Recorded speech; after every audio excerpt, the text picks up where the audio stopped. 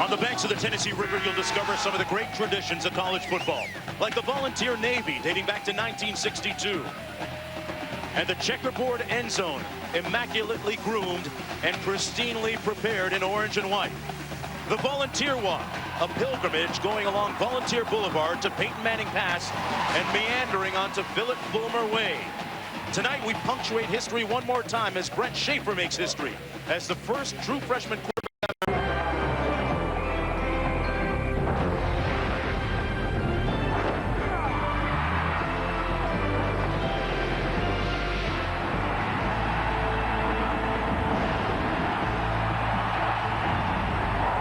If you don't know by now, we are back on campus, and time now for one of the great time-honored traditions in college football.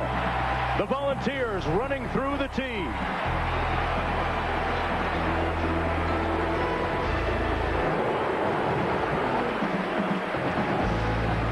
The Tennessee Volunteers, rowdy, rambunctious, and ready when we come back for the opening kickoff right after this.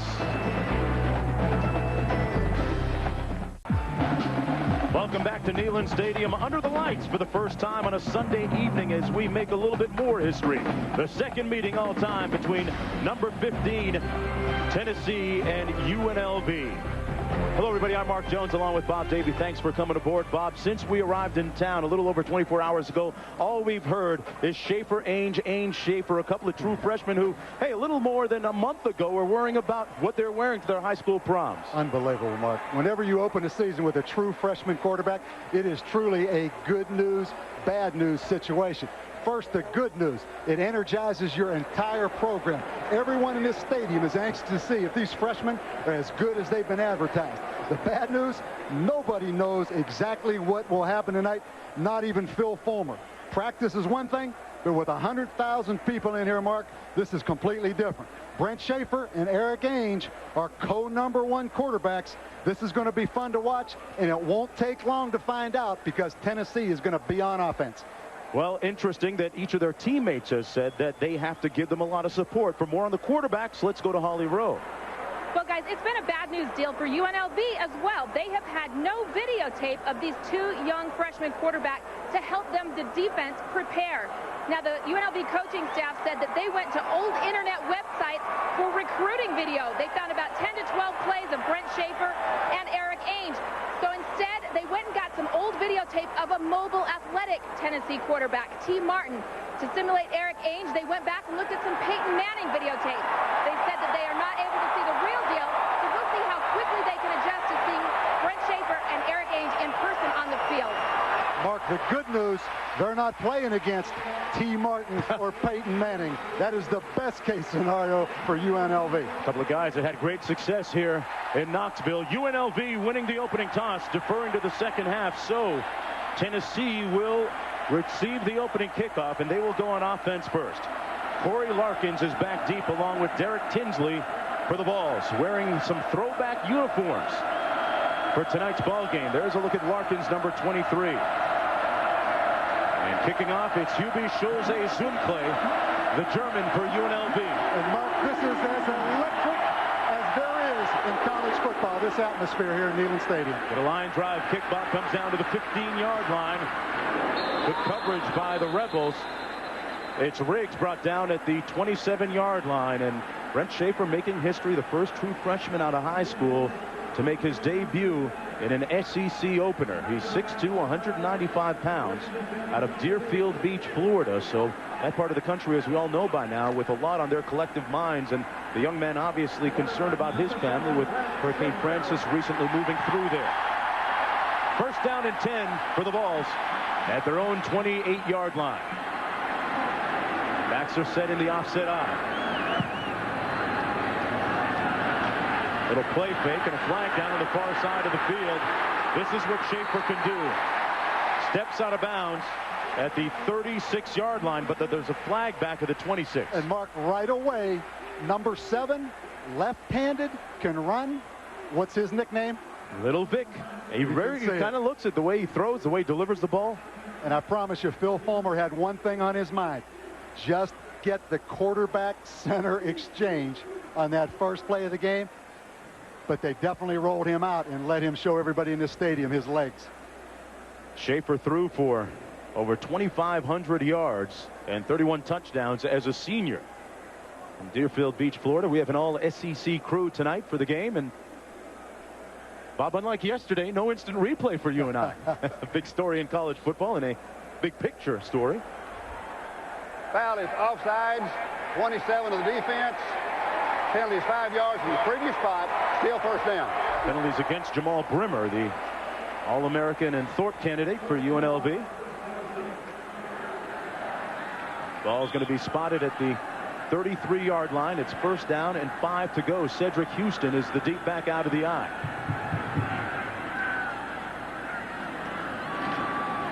They're going to run it this time. They get about 1 yard. Time now for the Dos Equis starting lineups. Look at these skill positions for the Volunteers. Houston was the first runner to lead the team in rushing in back-to-back seasons since '96. And Mark, Cedric Houston really gets the start despite those impressive statistics because he's a great pass protector. This is a talented offensive line, particularly Michael Munoz. You know that name, but Aaron Sears on the other side may be Philip Fulmer's favorite offensive lineman. Michael Munoz, the son of Anthony, of course, former great of the Cincinnati Bengals, an All-Pro. Second down and 5 now for Tennessee. They fake the counter, and Schaefer on the loose trying to get to the edge, and is brought down at the 37-yard line by Jamal Brimmer. And let's take a look at that Rebel defense. Dunbar Net getting the start instead. It's Nicholson up front. This defensive front, all 3 starters are gone from a season ago, so some question marks up there. But, Mark, I think the big point is it is only a 3-man front, which means it's a 3-4 linebacker, 3-4 defense with 4 talented linebackers, and it may cause confusion for this young quarterback, Brent Schaefer, because Tennessee is a 4-man front. Here you see the secondary. Jamal Brimmer, Mark, maybe as good a strong safety as there is in the country. And Joe Miklos also very active back there, one of the leaders. Jason Swain now in the ball game for the Volunteers on first down and 10. Quick three-step drop, and he fumbles it. It's a loose ball back to the 28-yard line. Joe Miklos made the hit. We just mentioned his name, and the Rebels claiming that they have the ball. Still no official signal until now. Mark, and if you've watched college football, you saw what BYU did to Notre Dame. You saw what New Mexico did to Washington State. Here they come with the safety blitz from the field. Jamal Brimmer, the free safety, the strong safety, coming from the field. Number 49, Ryan Claridge, the outside linebacker, jarred that ball loose. Claridge, a second-team All-Mountain West selection from a season ago. Tennessee's worst nightmare coming through on their first possession, as the freshman put it on the ground and fumbled it. First down and 10. The UNLV working with a short field at the 28-yard line. Nankis back to pass. Fires a dart. We'll be calling this guy's name a lot tonight. That is Irvin Johnson. As for Nankis, he's a 6'4" senior. A little bit unique in the sense that he's going to be 25 years old in a couple of weeks. He's a father of 2 and a husband, 5-year-old boy and a 1-month-old daughter. So, Bob, how much sleep was that guy getting? Another point, Mark, this guy played pro baseball. He really hasn't played all that much football, even though he's 25 years old.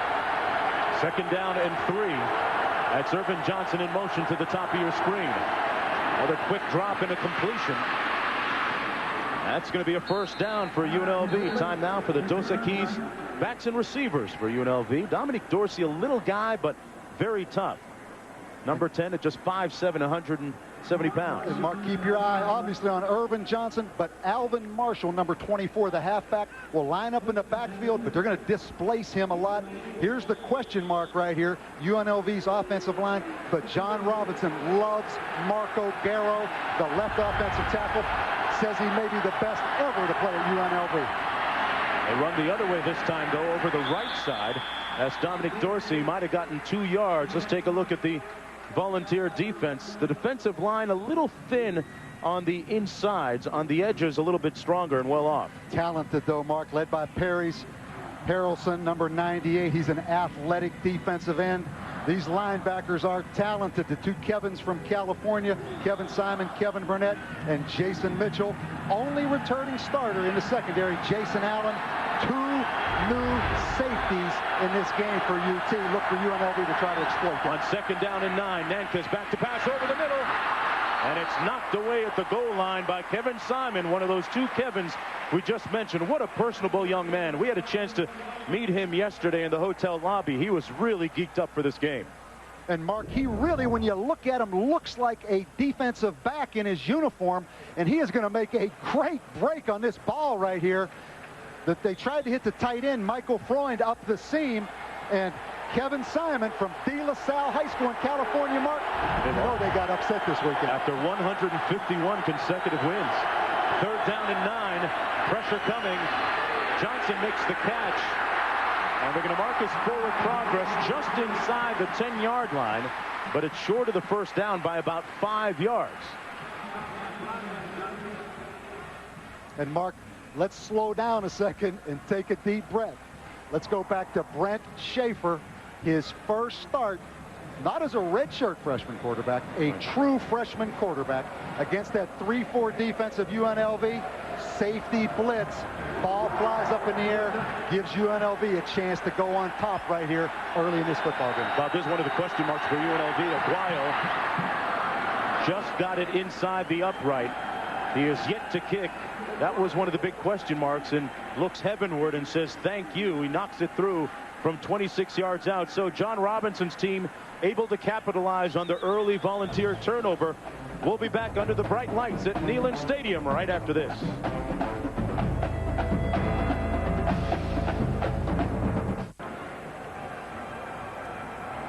One of the main stories of the night, the freshman quarterback, true freshman quarterback, Brent Schaefer, along with Eric Ainge, who right now is the guy who they call 1A. They say they have 2 co-starters, so both expected to play tonight.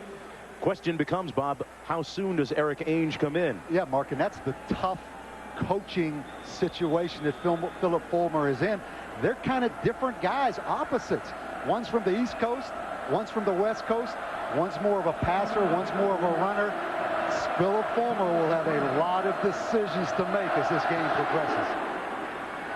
Jose Zumcle knocks it 5 yards deep into the end zone, where Corey Larkins will take the knee and come out to the 20-yard line. Let's go downstairs to Holly. Well, guys, you might be wondering how the young quarterback would react after his fumble on his first series. Brent Schaefer came to the sideline. He didn't hang his head. He didn't apologize.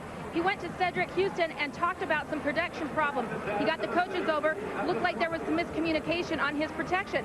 So really great demeanor from him on the sideline, guys. Not a lot of hangdog expression. Just let's fix it and let's get back out there. Yeah, good point, Holly. And its listeners saying that Schaefer actually came to campus very early at the end of June, was able to put in a lot of time in the program before getting pads on and getting onto the field, and feels very comfortable, he says. Meacham now and Brown, the receivers for the Volunteers. 1st down and 10 from their own 20-yard line. This is their second offensive possession. Nicholson makes the stop on the play on Cedric Houston. The ideal situation for Tennessee is obviously, let's line up and run that football. Let's take the pressure off the young quarterback, but it's not that easy. This 3-4 defense, particularly with a team that safety blitzes, is going to challenge Tennessee and almost make them throw the football, Mark. UNLV guys flying around so far on defense, already causing a turnover, and now we see Schaefer audibling at the line. Meacham, Swain, and Brown, the receivers. He jets him into a good play. Nice shake and a 1st down out of the 38-yard line for Cedric Houston. The second team all-SEC selection with a good block up front by Michael Munoz. Nice burst off that left side.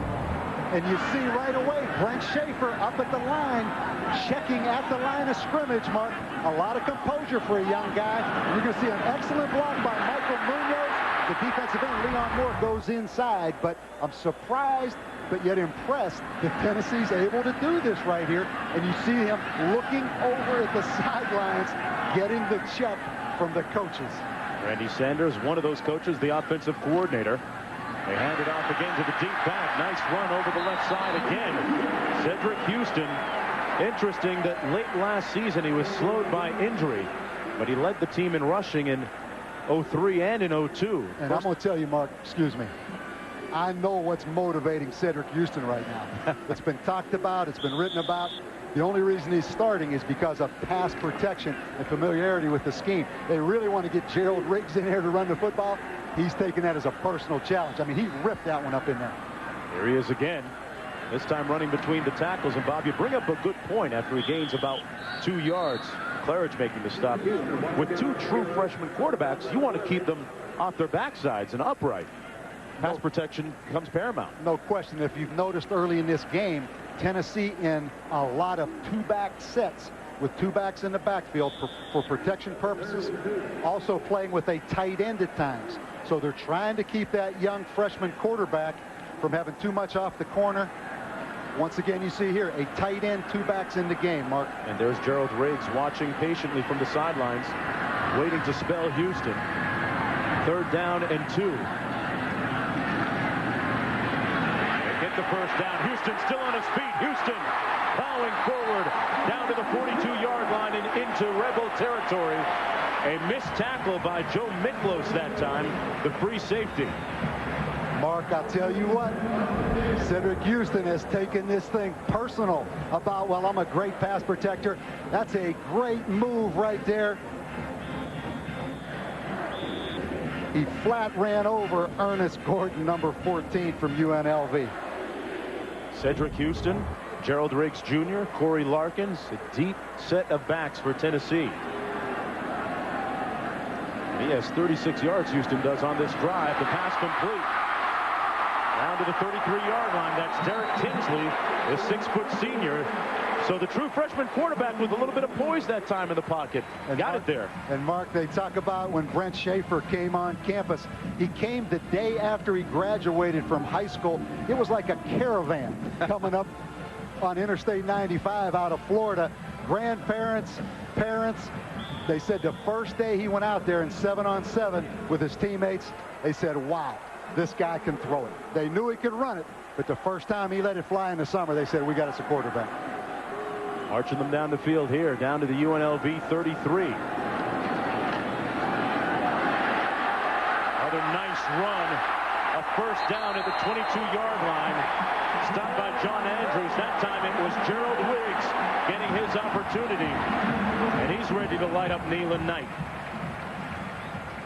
The son of Gerald Riggs, former NFLer. Mark, Tennessee brought 450 former players back here. They're wearing retro uniforms. Old school football, man. Line up with that fullback in the backfield, run ISOs, and that fullback is 270 pounds. Corey Anderson, who was a defensive end. So retro uniforms, old school football, Mark. Willie Galt watching this game, honored before the game, would have been proud of that one. They run it again. Terrence Young making the stop that time on Houston. Actually, Riggs once again. Interesting that injuries really slowed Gerald Riggs Jr. for the first 2 seasons here. Both something you see, Mark, is Tennessee bringing the wide receiver in, Tony Brown, to be a blocker. See him right there outside the offensive tackle, really trying to protect that strong safety blitz coming from the field. So great wide receivers in this scheme also have to be great blockers. Here comes the strong safety from the field. Bluffing them. Brent Schaefer steps out. Look at him looking over to the sidelines, getting the checks. They've had 10 running plays and 1 passing play on this drive. 2nd and 8. Quick 3-step drop. Missed his man at the 14-yard line. Let's go back to the studio. All right, Reese back here. It's 3rd down, 8 to go. Ball in the 19, Bob. And Mark, I'm a little bit surprised that Tennessee is doing so much checking with this young quarterback. I thought they would line up and snap it a little bit more. Look for quarterback draw, jailbreak screen. Quarterback draw. There it is. And a first down at the 5.5-yard line. Brent Schaefer. What a valuable added dimension he brings to the table. Mark, Tennessee talked about spreading the field, going man-to-man pass protection to try to create lanes for Brent Schaefer. That time it was the predetermined quarterback draw. I think an excellent call. Surprised that UNLV didn't realize that that was coming. That one was pretty obvious. Ran for almost 600 yards and 15 touchdowns last year in his senior year in high school. First down and goal for the Volunteers. Again, you see the wide receiver in to protect the corner. Riggs still on his feet. And gang tackled, swarmed at about the 2.5. The 49, Ryan Claridge, one of the leaders on that 3-4 defensive front for UNLV. And the decision just got a little bit easier for Philip Fulmer. Keep that young freshman in there, keeping it going. Don't make me make a real tough decision right now early in this football game. He's bounced back pretty well after that fumble on the last drive. His team looking at second down and goal right now. An impressive drive that started on their own 20-yard line. Mark, and keep an eye on this big fullback, 270 pounds, Corey Anderson, as a lead blocker right here. Stopped up short of the end zone. Talked about the bevy of running backs that they have. That one was Jabari Davis. Davis is the short yardage specialist. He comes in with 20 career touchdowns. Once again, the safety, that time Joe Miklos up there at the line of scrimmage. There you see the new running back coach at Tennessee, Trooper Taylor, who came here from Baylor. Excuse me, he was played at Baylor, came here from Tulane, has done an excellent job with these talented running backs of Tennessee. 13th play of the drive. Third down and goal. Jabari Davis, the deep back out of the eye. Davis went up. No, he kept it. Schaefer kept it. Oh, he looked like Houdini. What a fake. Touchdown. And Mark, they're already selling number 7 jerseys in the Tennessee bookstore. They're hot off the press right now. Brent Schaefer with a little bit of sleight of hand. Maybe it's not so sleight of hand. He really sold that fake. As did Jabari Davis. And the Tennessee Volunteers march it down the field 80 yards.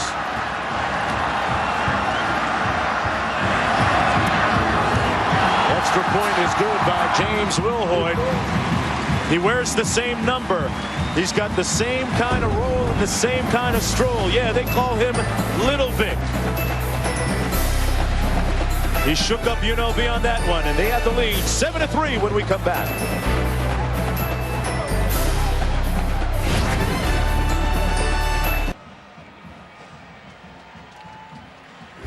Welcome back, everyone. Tomorrow night at 8 Eastern, ESPN celebrating 25 spectacular years with our Silver Anniversary Special. We'll look at the 25 Silver Anniversary Special on ESPN tomorrow night at 8 Eastern. For more information, log on to ESPN.com. Well, Brent Schaefer certainly deserves a rest and certainly deserves kudos after bouncing back during that last drive. And I'll tell you what, UNLV better go in and retape those ankles because he may break a couple of those ankles on those defenders before the night's over. He is a sudden guy. Kickoff comes down to Dorsey. Dominic Dorsey in the clear. One man to beat. Dominic Dorsey trying to answer. Picks up a bevy of blockers and a nice return for the Rebels down to the 34-yard line. And that puts a silencer on these Volunteer fans. I'll tell you what, Mark, here's another John Robinson quote. Quick as anyone I have ever coached is Dominic Dorsey, and they did a great job blocking. That actually should have been a tripping call right there on Tennessee. And you see the quickness of this little running back. Mark, this guy gained over 7,000 yards in high school in California, the most ever. Bob, a great return of 59 yards deep into Tennessee territory for the second consecutive time. They begin with good field position. Last time they got a field goal. Nantes under pressure. Oh, he threw it up for grabs, and it's caught down at the 10-yard line by Irvin Johnson, but there's a flag down at the 18. Hold on a minute.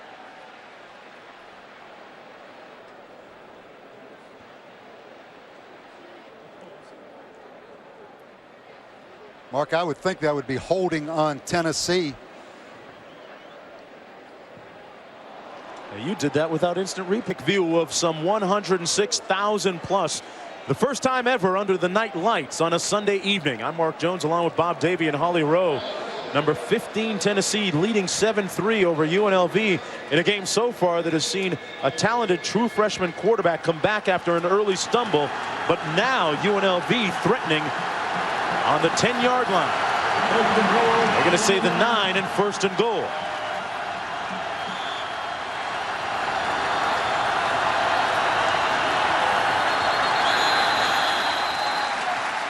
And we got another flag on the play. Let's take one more look at that great run by Brent Schaefer for the touchdown. Mark, I talked about UNLV retaping those ankles. Right there you see Ryan Claridge miss. Watch right here. Oh, 52. The outside linebacker, John Andrews, right there. That's some athleticism by that young quarterback. Foul is illegal movement for the offensive number 67. Penalty is 5 yards from the previous spot with the first down. Mark, in 25 years of coaching, coached in a bunch of different stadiums, this atmosphere, when we played down here in 1999 under the lights in Neyland Stadium, maybe the most intimidating I've ever been experienced with. Don't look for UNLV to check a lot right here. Marshall and Dorsey, the backs, they run it into the boundary that time. That was Dominic Dorsey who had the great kickoff return a few moments ago, brought down by Jason Allen. And Mark, these are great fans at Tennessee. 107,000 people in here on a Sunday night. UNLV, they're on their own. They had 5,000 tickets allocated to them. They returned 4,300. So if my math's right, there's 700 UNLV people in this stadium. Oh boy. Don't plan on hearing them too much tonight. Single back set, Nankus firing almost interception at the 7-yard line. It was intended for Irvin Johnson, but it was batted away by Rashawn Fellows. It'll be 3rd down and goal for UNLV. We talked about Tennessee, Mark, a young defensive football team. They lost 2 safeties to the NFL. Look at the confusion right here by Tennessee. Tennessee dodged a bullet right there. So Tennessee, a very young defensive football team, only 2 seniors on their top 31. Yeah, last year the secondary was actually the strength of that Tennessee defense. And this crowd is a factor right now. 3rd and goal. Nankus has a man. The pass complete at the 4-yard line. That's Donnell Wheaton, but there's a flag down back at the 14. And by looking at Nankus's helmet, it may be a late hit right here on Tennessee on the quarterback.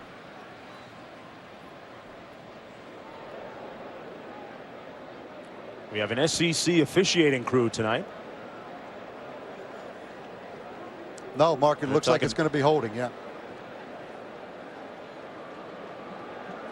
Talking to Kevin Burnett, one of the team captains on defense there, along with Kevin Simon, the 2 linebackers.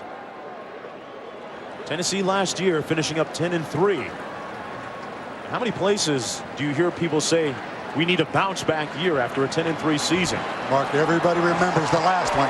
And if you think back, they got beat pretty good in the Chick-fil-A Peach Bowl. The offensive number 70. Penalty is 10 yards from the previous spot with a repeat of the 3rd down. The penalty is against number 70, Marco Guerra.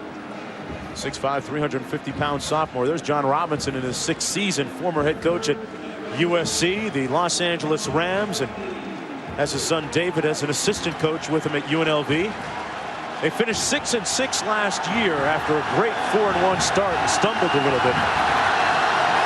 3rd down and goal back at the 20-yard line. Looking at Johnson. He turned the other way, and it's incomplete. 4th down and goal. Coverage on the play by Brandon Johnson. And once again comes Sergio Aguayo. Mark, John Robinson had a great line before the game. I asked him about the crowd noise, how he was handling that scenario. He said he was hoping that Tennessee fans would be bored with UNLV coming in here and not Florida. These fans aren't bored. There's Aguayo. Misses this one to the right. Missed it from 37 yards out after making one from 26.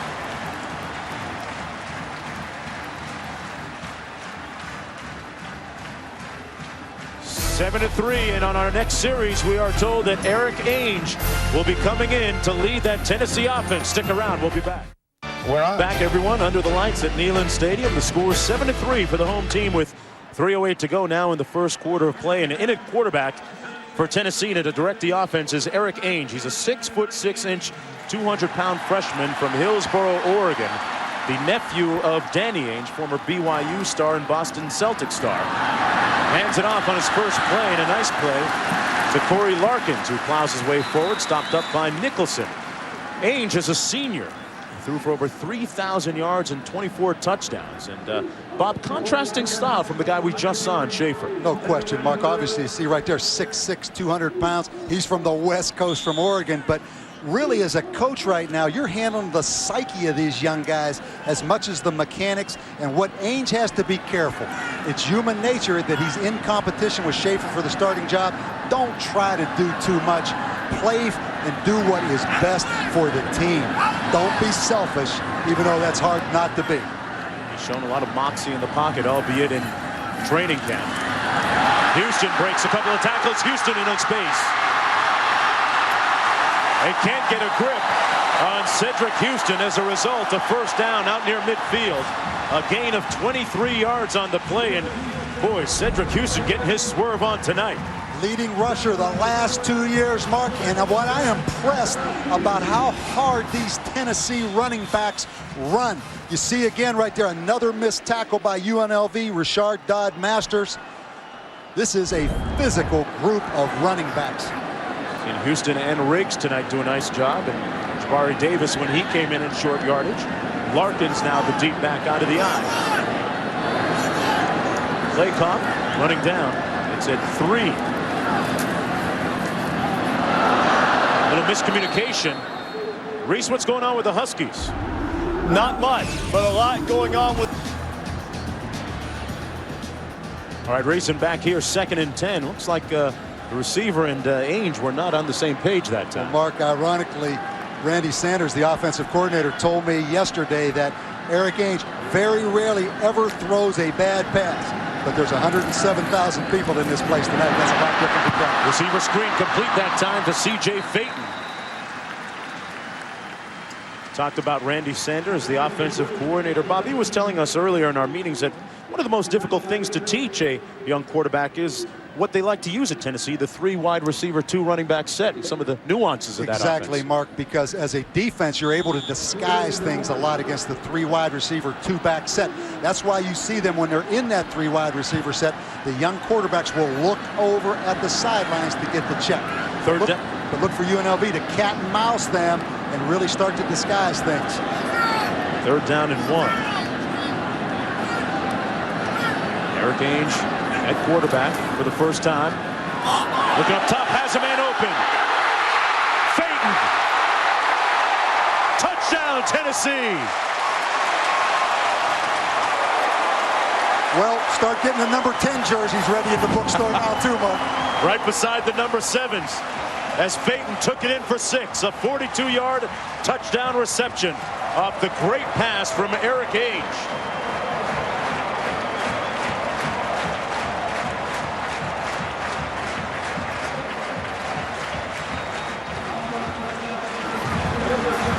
He got in behind Dodd Masters, and Phaeton had easy sail into the end zone.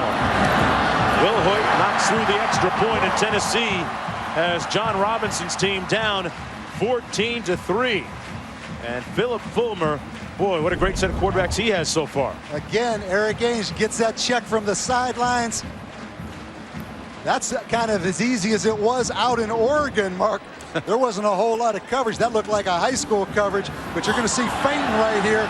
And surprisingly, Rashard Dodd Masters, UNLV, one of their most experienced corners, comes up and really just guessed on that.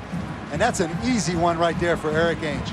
Eric Ainge has tremendous lineage when it comes to his athletic talents. His father, Doug, played basketball at BYU, and actually Eric Ainge, you look at his numbers, 80 yards passing, put 7 points on the board. Schaefer also has put 7 on the board. But back to Ainge for a second. His father, Doug, played basketball at BYU. His grandfather was a 3-sport star at the University of Oregon, and spoke with Danny Ainge earlier in the week about his nephew, and he said that the two of them talked over the course of the last year, Bob, because there was at one point a thought that Eric might play basketball as a junior in Oregon. He made All-State and his all-regional team, averaged over 16 points a game as a shooting guard. But he felt that he could be a good basketball player, but maybe a little bit more special football quarterback. I think that's a great story, Mark, and you're very fortunate to have the kind of experience, obviously, he has in that family. Traveling across the country, leaving home, coming from Oregon to Tennessee was not a drastic jump like it would be for a lot of young men. So he has the advantage of having a very experienced family that's dealt with these issues. Dorsey ran the last one back 59 yards, but not this time. He takes the knee 4 yards deep. Well, Thursday night at 9 Eastern, ABC's Monday Night Football officially opens its season when the Super Bowl champs, New England Patriots, host the Indianapolis Colts. Say that's a rematch of the AFC Championship game. Thursday night at 8 Eastern time. Got some good offensive weapons with Marvin Harrison, Edgerrin James. First down and 10 from the 20-yard line. This is UNLV's worst starting field position. Frollo in motion. The handoff is to Dorsey, and Dorsey with a nice gain and a first down at the 32-yard line. Dominic Dorsey, all 5'7", 170 of them. At one point, the most prolific runner in high school football in California. Really emerged last year when Larry Kroom was injured. Kroom, by the way, presently with the Phoenix Cardinals in the NFL. Mark, as a young guy, he was a Mountain West Conference Freshman of the Year, really as a return man. Last year, had back-to-back 100-yard games. Ankes hands it off. Hey, showing that he can get it done in tight and close quarters, too. Another nice run by the diminutive Dominic Dorsey. Mark, a point to make. You notice the contrast. You see the size difference there of Dominic Dorsey compared to those linemen, but Tennessee has those big, strong power backs. So every day in practice, Tennessee is practicing against those 225, 230-pound tailbacks. They don't have a guy that's 5'7", 155 pounds to practice against with this kind of quickness. Good point. And now Perkins comes in, spelling Dominic Dorsey. He gets strung out and brought down at the 40-yard line as time winds down in the first quarter of play. That'll do it for the first quarter. Tennessee, number 15 in the country, looking to bounce back and make a big splash tonight in their season debut, being led by a couple of youngsters. Brett Schaefer with a couple of shakes for their first touchdown, and Eric Ainge with a deft touch for their second one. Back after this. Lead UNLV by a score of 14-3. The Rebels with the ball. It'll be 3rd down and 2 at their own 40-yard line. UNLV got on the scoreboard first. If you're just joining us, they led 3-0, capitalizing on an early Tennessee fumble. And since that point, the Vols have answered with 14 straight points. Ankes has his pass batted down at the line of scrimmage. And it'll be 4th down and 2. Good pressure up front that time by Justin Harrell and Carlton Neal. The 4th down, and into punt will be Gary Cook. Mark, I've got a little stat for you. We've heard this band from Tennessee play Rocky Top a bunch of times already, haven't we? You think? They play it on an average of 42 times a Where'd game. you get that, man? I pulled a little nugget out. I've coached here before. I promise you, later in the week, you'll be humming Rocky Top. One of the worst experiences to get beat as a head coach in this stadium is be humming Rocky Top later in the week. Might not take that long for me to hum it. Swain lets it bounce. And it takes a fortuitous bounce in favor of UNLV all the way down to the 6-yard line. Well, we've heard the players talk about their true freshman quarterback. Let's hear what head coach Phil Footler had to say about his QBs. Schaefer, the first thing everybody's going to see probably is his ability to scramble and run. He is an excellent passer. And then the first thing they're going to see on Eric Ainge is his ability to throw the football, but he's a pretty good scrambler too. Both of them have, I don't know, whatever it is, you know, they have it. Well, one of them who has it is back in the game. That one is Eric Ainge, back in for his 2nd offensive series. Let's look at the comparison of what they've done so far. Both of them have been very productive. Handoff is to Houston. Got hit near the line of scrimmage, falling forward for about 2 yards. Cedric Houston has been very productive so far in the ball game for Tennessee, running the ball 8 times for a total of 62 yards. And UNLV, Mark, you're right. They run hard. And you're looking at Ryan Claridge right here, number 49, 6'4", 250. John Robinson thinks he is an NFL linebacker, all-state in football and tennis. That's a big man on that court now. It's a strange, diverse combination on 2nd down and 8. Bouncing it outside, or trying to, thinking of, was Houston. Stopped out that time by Isaac Watts. It'll be 3rd down and about 7 to go.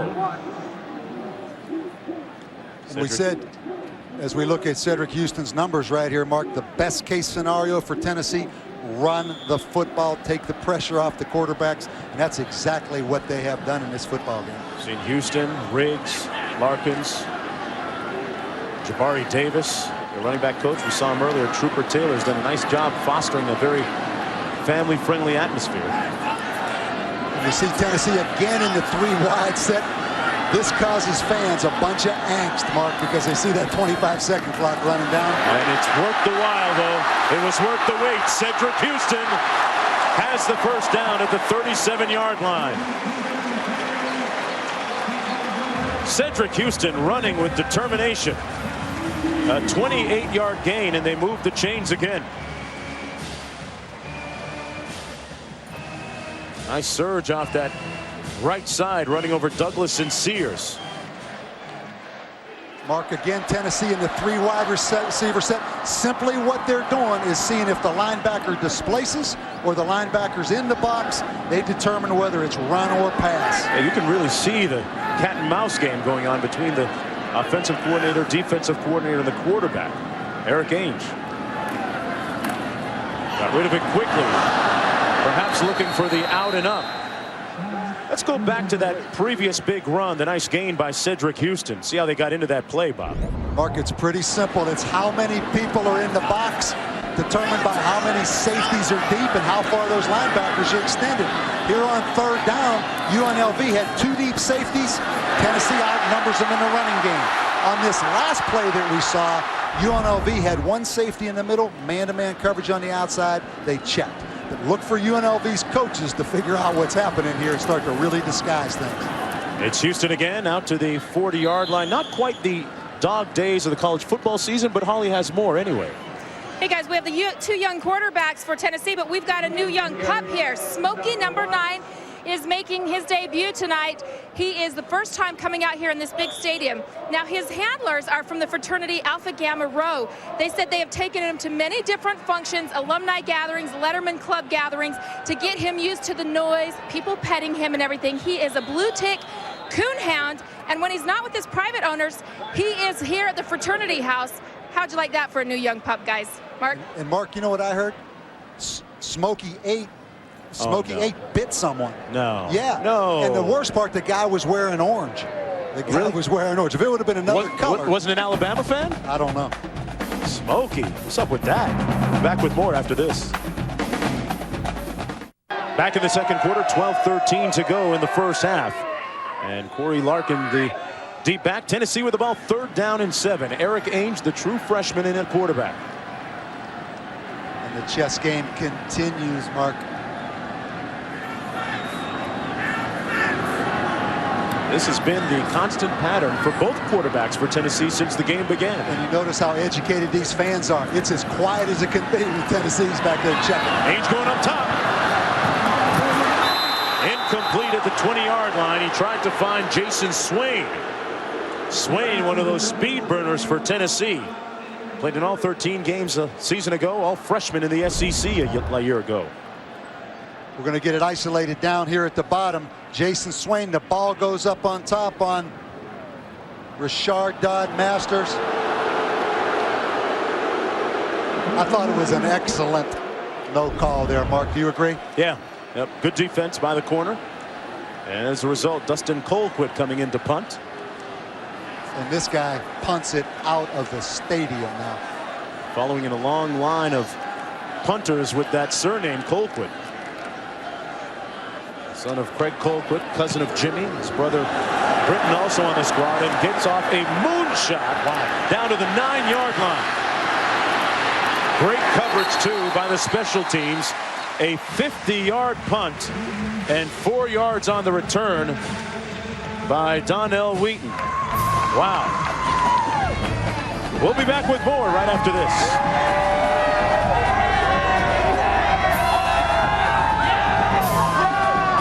We are back on campus tonight in Knoxville, Tennessee, on the banks of the Tennessee River. UNLV with some work to do. They trail 14-3 with 11:52 to go in the first half. Perkins and Dorsey, the backs, behind Nankes. As Dominic Dorsey getting to the edge. Has a first down and is out of bounds at the 39-yard line. Boy, he's got a good burst to him, doesn't he? He does, Mark. And you see, UNLV does not lack explosive talent at the skill positions with Irvin Johnson at wide receiver and Dominic Dorsey in the backfield. On a little reverse here, this is Terry Furlow. And Furlow is tackled at the 42-yard line by Kevin Burnett, saying his name a lot so far this evening. We're here at Neyland Stadium. The first ever Sunday night game here, as we do have a flag on the play. I'm Mark Jones along with Bob Davie and Holly Rowe. Number 15 Tennessee leading UNLV by a score of 14-3. And the story of the game coming in, the two true freshman quarterbacks for Tennessee. Co-number ones, the decision made a couple of weeks ago by head coach Philip Fulmer that he would go that route, which really caught a lot of people by surprise. Penalty is unsportsmanlike. Number 2 on the defense. Penalty is 15 yards from the end of the run, followed by a first down. They called it on Burnett. Well, Mark, it's pretty easy now that they're calling out those penalties and giving the numbers over the PA system. And Kevin Burnett, that will get called, Mark. I know you rolled your eyes a little bit. And you what is that with about, that. really? Well, it's about really. I still don't understand the intent of that. Well, I think the intent is to bring attention upon yourself and not your football team or your teammates. The pass is complete. That was Donnell Wheaton with the catch, and he is near another first down at the 34-yard line. And Mark, I agree that sometimes that thing gets called really close and it can be controversial, but I think as a cardinal rule, those officials will let you go as long as you're not trying to embarrass an opponent, or you're just bringing attention upon yourself with some kind of hand signal. It's so subjective, though. It's tough to really tell sometimes. There's no question, but these SEC officials, just like in every other conference, it's clearly defined what you can do in celebration and what you can't do in celebration, Mark. First down and 10. Nankes going upstairs, and it's picked off at the 12. Right into the teeth of the secondary. Corey Campbell, an all-SEC pick last year, had a room service interception, and there's another flag down on the field.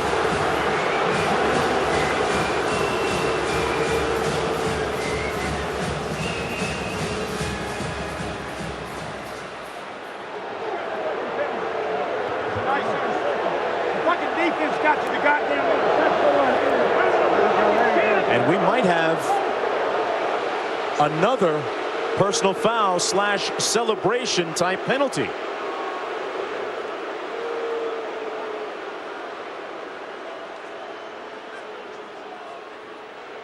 Foul is a dead ball, unsportsmanlike. Number 38 on the defense. Penalty is half the distance to go, followed by a first down. First of all, Mark, we're going to look at the interception. Miscommunication. Number 4, Irvin Johnson at the bottom of the field stops. Kurt Nankes throws the ball right to the safety, and you are going to see the safety, number 26, Corey Campbell, right in the middle of the field. Let's see if we can see this excessive celebration penalty. Maybe we can come back to that. First down and 10 coming back the other way. And it's Schaefer back in at quarterback off the play fake. Completes the pass to the fullback, Corey Anderson, out to the 18-yard line. Let's see if we can find where exactly that penalty occurred. If that's what it was for, I'll be really shocked. I don't think that was it.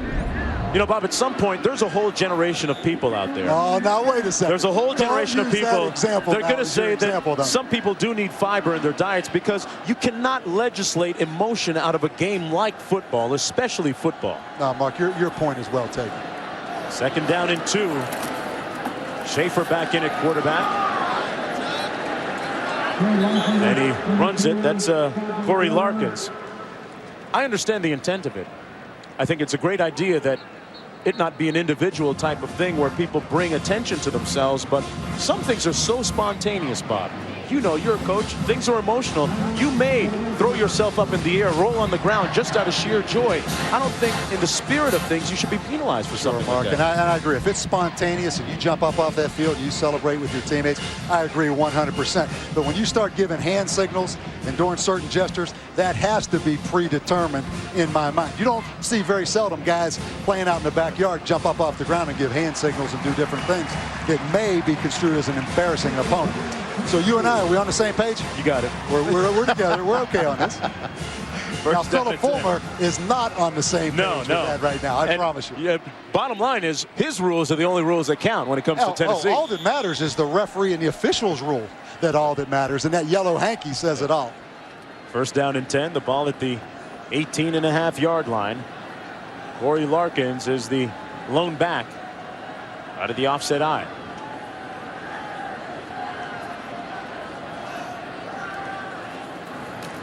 Schaefer off the fake. They like getting him to the edge, and this is exactly why.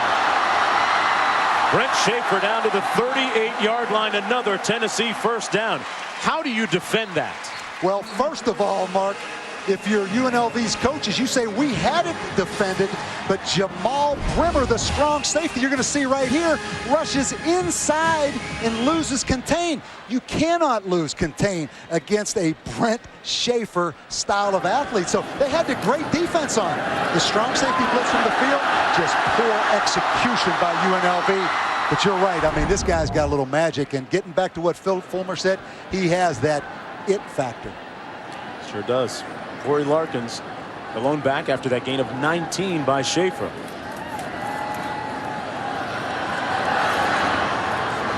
Run down to the 41-yard line. Risa, what about you in this celebration thing, man? Show me a sign or something. Spontaneous. You know, if you make a big play, sort of. Feeling you, Reese. Yeah, I'm feeling you with that high how step, well Reese. Reese weaved that in. I want to see Trev Alberts and Mark May square off in this issue at halftime. As long as guys aren't doing a little choreographed dance number, I got no problem. Second down and 7. And Schaefer wants to talk a little bit longer about this issue at hand. So far, both Schaefer and Ainge having a pretty good night directing the Tennessee offense. And really, Mark, things going according to script right now for Randy Sanders, and that really helps these young quarterbacks. Their execution has really been pretty good.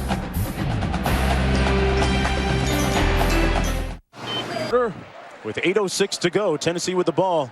14-3 leaders right now. UNLV looking for a little bit of payback, dating back to 1996 when they came here and got dusted 62-3.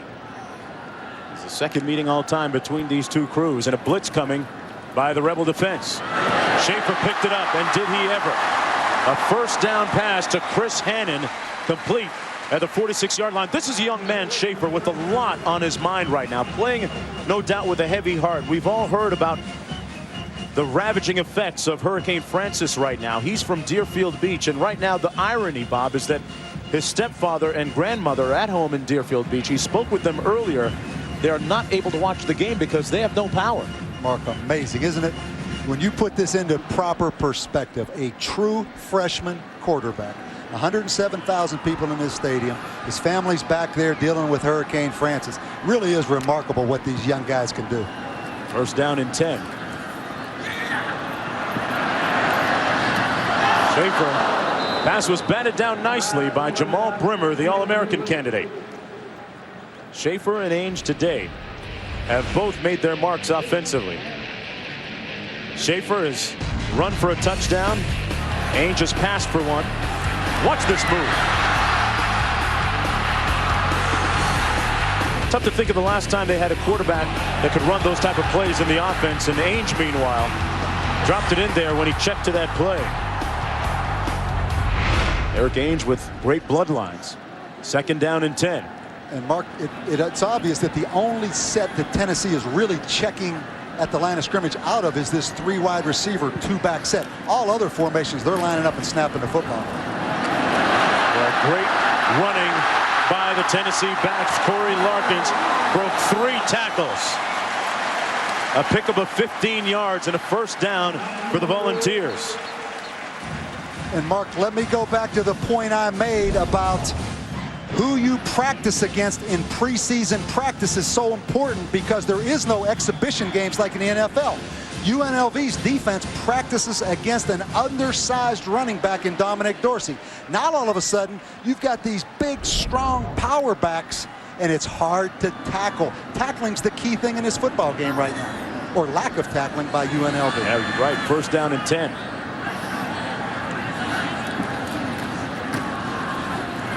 Hand it off once again. It's brought down to the 30 is Corey Larkins. Interesting thing about Corey Larkins and Trooper Taylor, the running backs coach, talked about how he has really gotten a family atmosphere amongst all the backs with Houston, Riggs, Larkins, and Jabari Davis. And Larkins is really the prankster of the bunch. And here's a look at the quarterback comparisons. Schaefer with 136 total yards, and Ainge not too bad at 114. Mark, getting back to your point about Tennessee's running backs, with the new coach Trooper Taylor, we talked about the new quarterbacks, young quarterbacks, different quarterbacks energizing the program. So does a new position coach. And these Tennessee running backs looked energized to me. They look like they're playing hard right now. Schaefer buying a little time, and a flag down on the play. Jamal Brimmer in the neighborhood might have delivered a late blow to the quarterback.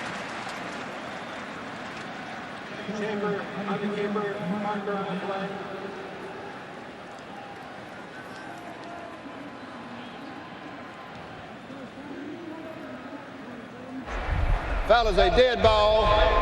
Personal foul. Late hit. Number 27 for the defense.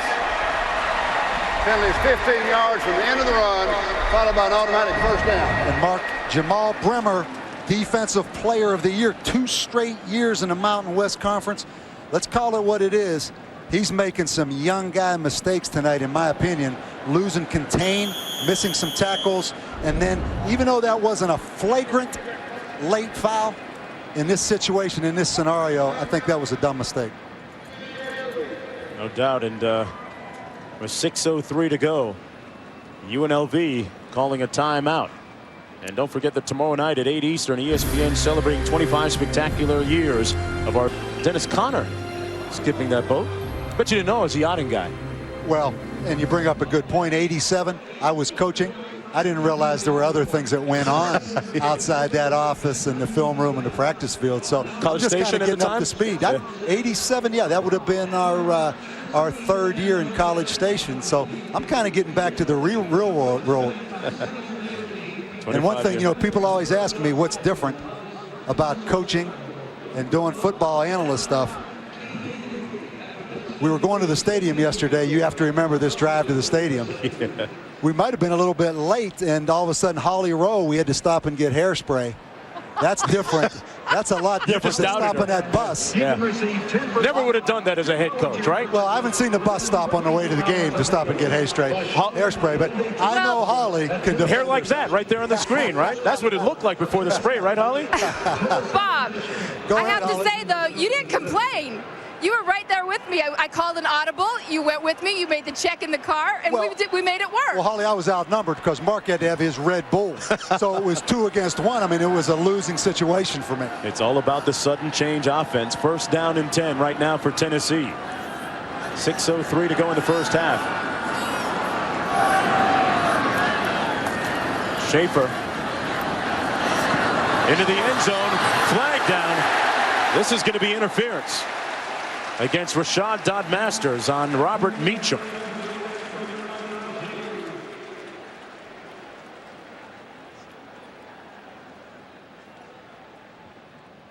John Robinson protesting.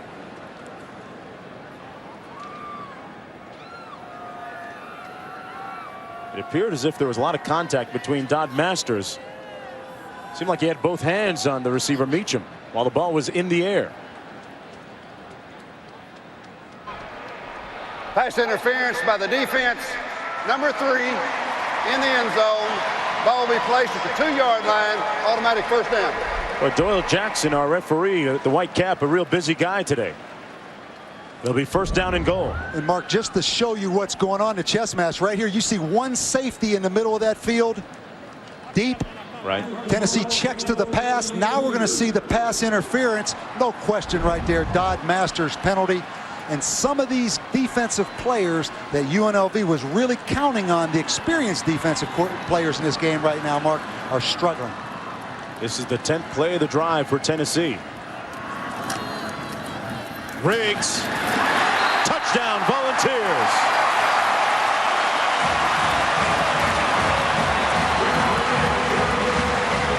His second career rushing touchdown.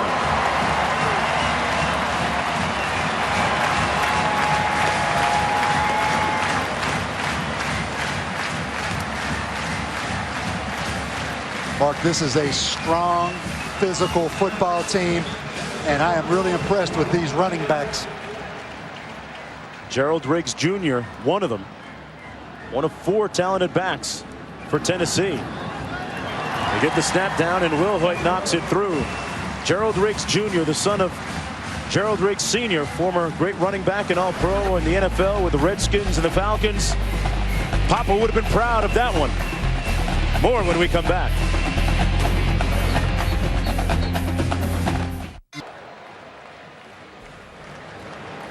It's all about the push-up sometimes after the scoring play. In the last scoring drive, 10 plays, 83 yards. Gerald Riggs Jr.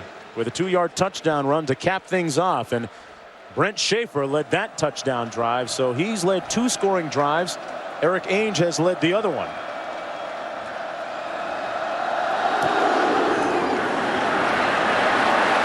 Dorsey won't get an opportunity to return this one. He'll come out to the 20-yard line. Well, on Tuesday, September the 7th, wear your favorite team's apparel to work. Johnson. Now, he loves basketball, and John Robinson says that's something he likes about this player. He'll actually go up and rebound the ball, go up in a crowd and pull it down. But he is sad to admit that Irvin Johnson is not the best basketball player on the team. Hands down, they say it's Jamal Brimmer, and Irvin says even he has to agree. Mark? All right, yeah.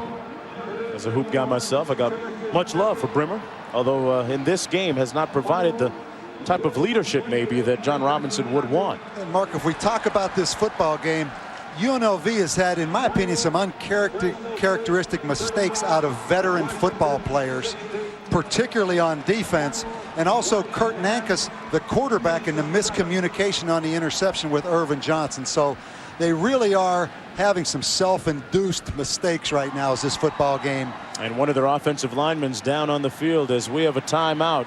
The injured player, Brandon Gray. We'll have more when we come back. Academic achievement is vital to child development, but building good character is just. 625 watching, the 3rd most in stadium history. The injured player for UNLV is Brandon Gray, and let's take a look at exactly how. Impressive, Mark. 2nd and 4. Dorsey got the first down into Tennessee territory before finally being brought down by Harrelson.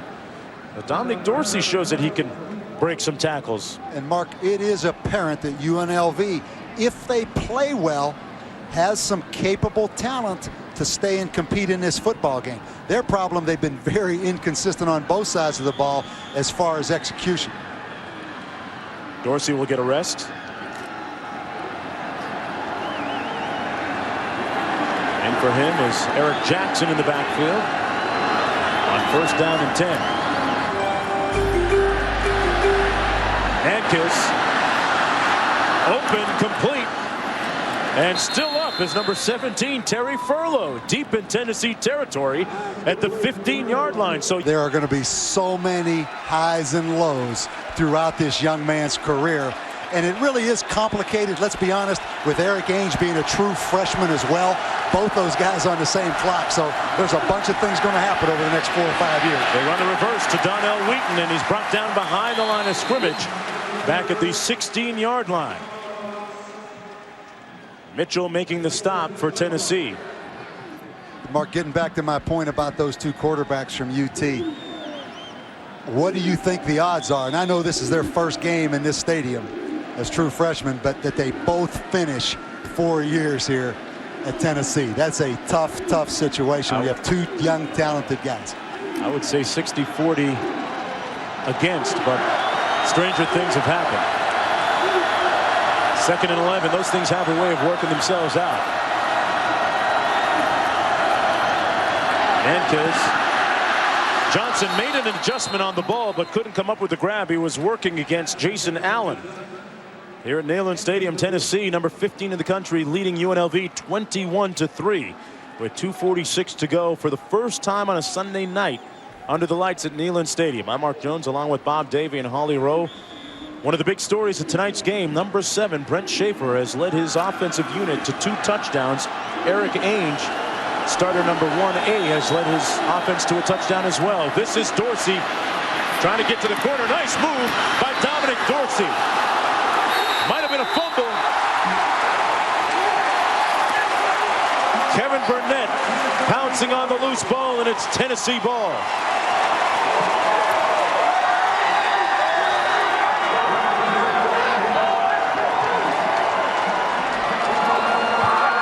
Kevin Burnett atoning for that personal foul celebration penalty. Mark, first of all, it's 3rd and 10. Excellent play call right here. Watch him break the safety down right here in the open field, Corey Campbell.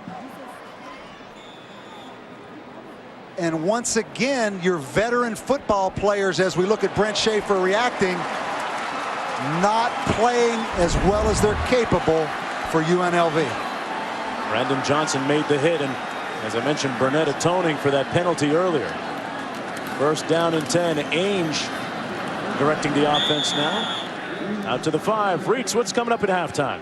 Well, Mark, coming up on the Olive Garden halftime report, Trev and Mark are here. Everything going. Hey, Mark May can celebrate about his upset picks if he wants to. I got no problem with it. 2nd down and 10.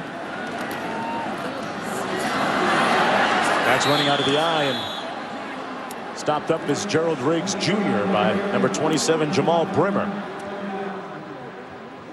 Jamal Brimmer again, Mark, on the strong safety blitz from the definitely a playmaker and a hitter. His problem tonight, not making the sure tackle, and that's hurt this football team. Jamal Brimmer, good friends with Kevin Simon. The two of them, along with Miklos, Joe Miklos, of the UNLV defense, hung out this past summer in New Orleans. Went there in June, and the three of them talked about this upcoming game. And Miklos and Brimmer made sure to let their friend Simon know that, hey, you guys better be ready. We're coming to play. Timeout. Tennessee on the field. Their last one. Take one more look at what Brent Schaefer has done today. Young man whose final decision between schools came down to Auburn, North Carolina State, and Tennessee. He started off a little bit rough. Fumbled it, but man, made a great move on the ensuing drive to cap the touchdown drive. Pretty effective on this quarterback draw. Bob, your thoughts on him? Well, I think it's gone according to script for both young quarterbacks. I think they really have functioned well. I think the coaching staff has done well, but it shows you if you can line up and run the football with a power running game against this 3-4 blitzing UNLV defense, you have a chance to settle them down and be ahead of the chains. The real test is going to come, Mark, when it's off script and when negative things happen. But so far, as we look at Eric Ainge's 2 of 5 passing for 51 yards and 1 touchdown, things pretty much going according to script. And once again, it's remarkable. It's 2 true freshmen starting their first college football games. Eric Ainge's father played basketball on scholarship at BYU. His grandfather, Danny's dad, and his father's dad, of course, was a 3-sport star at the University of Oregon. You have to wonder if we'll see the quarterback draw out of Eric Ainge here and see if this big 6'6" guy can run. Out of the shotgun, little receiver screen, but good defense by UNLV. Tinsley made the catch. For no gain on the play, Rashad Dodd-Masters and Terrence Young in on the stop for UNLV. With 1:05 to go, the Rebels call a timeout. They hope to get the ball back and perhaps get into field goal range and do something to get some more points on the board. They led 3-0, and then The Vols storming back with 21 consecutive points. And Mark, they've had opportunities. They had the holding penalty that made them try the longer field goal attempt that they missed. They fumbled the football in the red zone just a moment ago. Dominic Dorsey, that's potentially 10 points right there. So they're still doing some good things and capable of coming back in this game. They'll take a little bit of confidence, if nothing less than to the locker room Thursday. Eric Ainge, number 10, there on the sidelines, and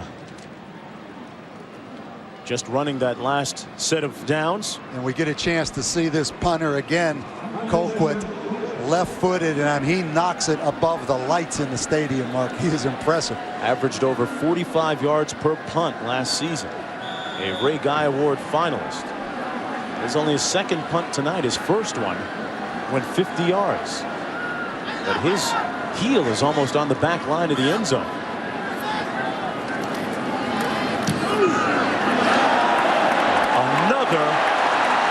Another blast, which is fumbled. Wheaton. And another fumble. Still loose. Rebels got it back at the 19-yard line. Joe Miklos, the free safety. The Rebels looking a little bit disconcerted and disjointed and ragged right now.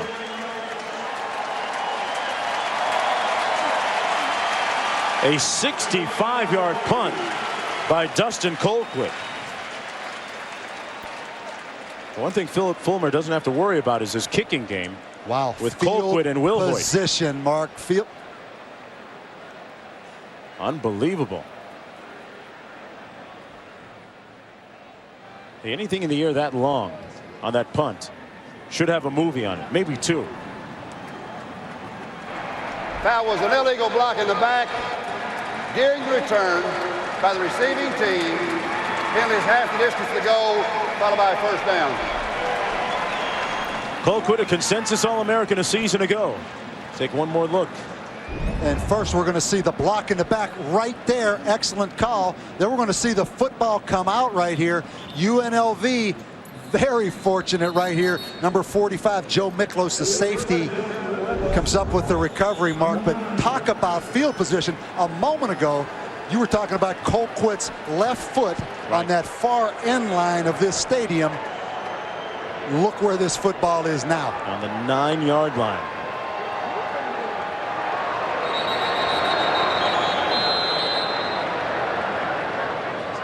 For more on Colquitt, let's go downstairs to Holly. Well, guys, as you mentioned, it is a family legacy. His father is third on the all-time punting list. He's second, and his cousin Jimmy is first. But the real problem that Dustin has to work on is punting too much. He has got to limit himself to 70 to 60 punts a day. Sometimes it creeps up to 100. But Coach Philip Fulmer says we want him to continue to limit those because we don't want him to outdo his leg. I don't think that's a problem, guys, because so far that leg looks live and powerful despite the many punts a day. Mark? Sure does, Holly. Like on that last play, back the ball up to the 4-yard line. Both teams out of timeouts here.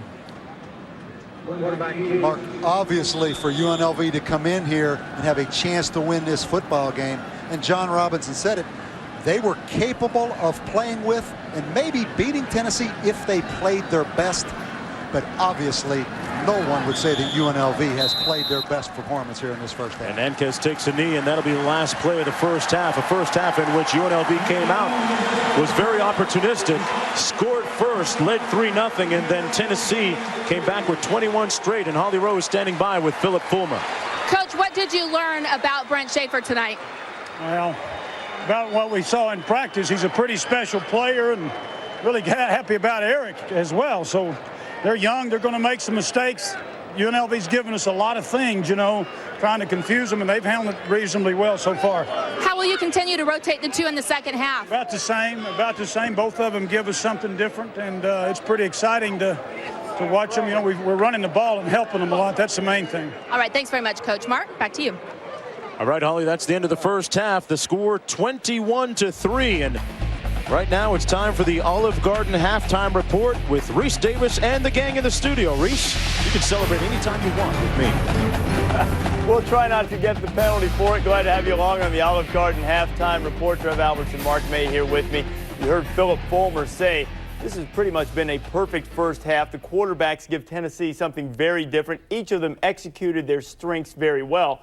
As you look at this long-term, Trev, how do you manage this? Well, first of all, both of them are great quarterbacks, and Coach Fulmer mentioned that they've both done a great job in this game. I've not been a proponent of rotating quarterbacks, but I can't even take credit for this. Reese, you told me this, but I agree with you in this situation. This may be a different situation because both of them are coming in as true freshmen, rotating. I mean, the difference would be, say, Casey Clausen's there, and then Brent Schaefer or Eric come in. Then all of a sudden you're saying it's disrupting the flow of this offense. Who's the general? These two guys have been in camp, Mark, the whole time. Never one of them have been a leader the whole time. I think this works right now for this team. Well, it's early in the season, obviously the first game, but there's got to become a point in time where you've got one guy, because the problem is if you've got two young quarterbacks, if one quarterback has a bad play, he's looking to the sidelines to find out when he's coming out of the game. And for Phil Fulmer, I want to know how you look at Michael Munoz in the eye or the other seniors and say, well, we're deciding on which quarterback. It's your senior year. We're building on the future. No. Pick a guy. I'm a one quarterback guy. I want to get back to the huddle and find out who my starter is. So I'm guessing that you wouldn't like a three quarterback system. No.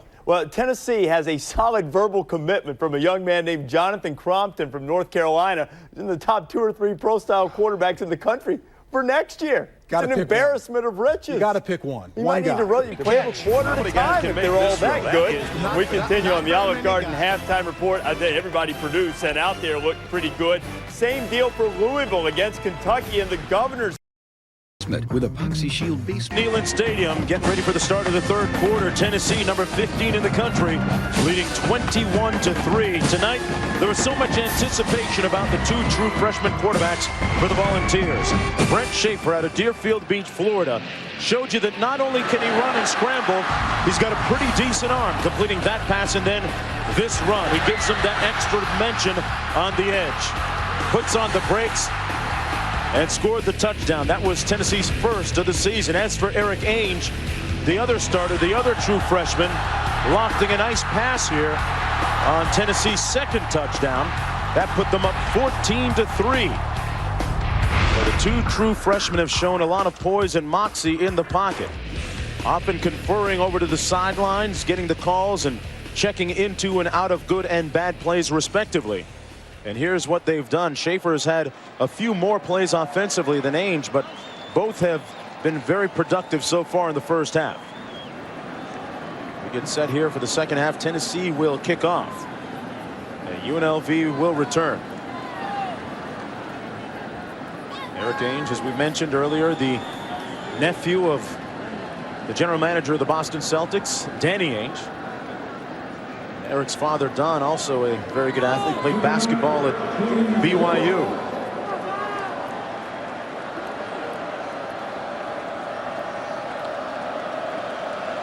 Volunteers to kick. Elhart knocks it about 7 yards deep. And Dorsey will start off on their own 20-yard line. Mark Jones along with Bob Davey, Holly Rowe down in the field. Bob, your impressions and thoughts so far on the quarterbacks for Tennessee? Mark, if I had to say one word to describe it, I would say efficient. Under some difficult circumstances, I think they've managed the game extremely well. They've done a lot of checking at the line of scrimmage, which is going to help them. I think they've handled that well. Bottom line, when you're able to line up and run the football, that helps everyone. So grade A to those running backs and offensive linemen that's really helping these young quarterbacks settle in and get some confidence right now. Let's see if Dorsey and the UNLV offense can get on track a little bit. They became disjointed towards the end of the second quarter. Let's take a look at the Rust-Oleum Epoxy Shield first half statistics. Mark, what jumps out at you is really the total yards, 250 to 176, but the rushing yards of Tennessee, which leads to time of possession, which Tennessee controlled. UNLV did move the ball, particularly on misdirection runs with Dorsey. They just have to be. And speaking of misdirection, that time Dorsey brought down by Kevin Simon. Let's go downstairs to Holly Rowe.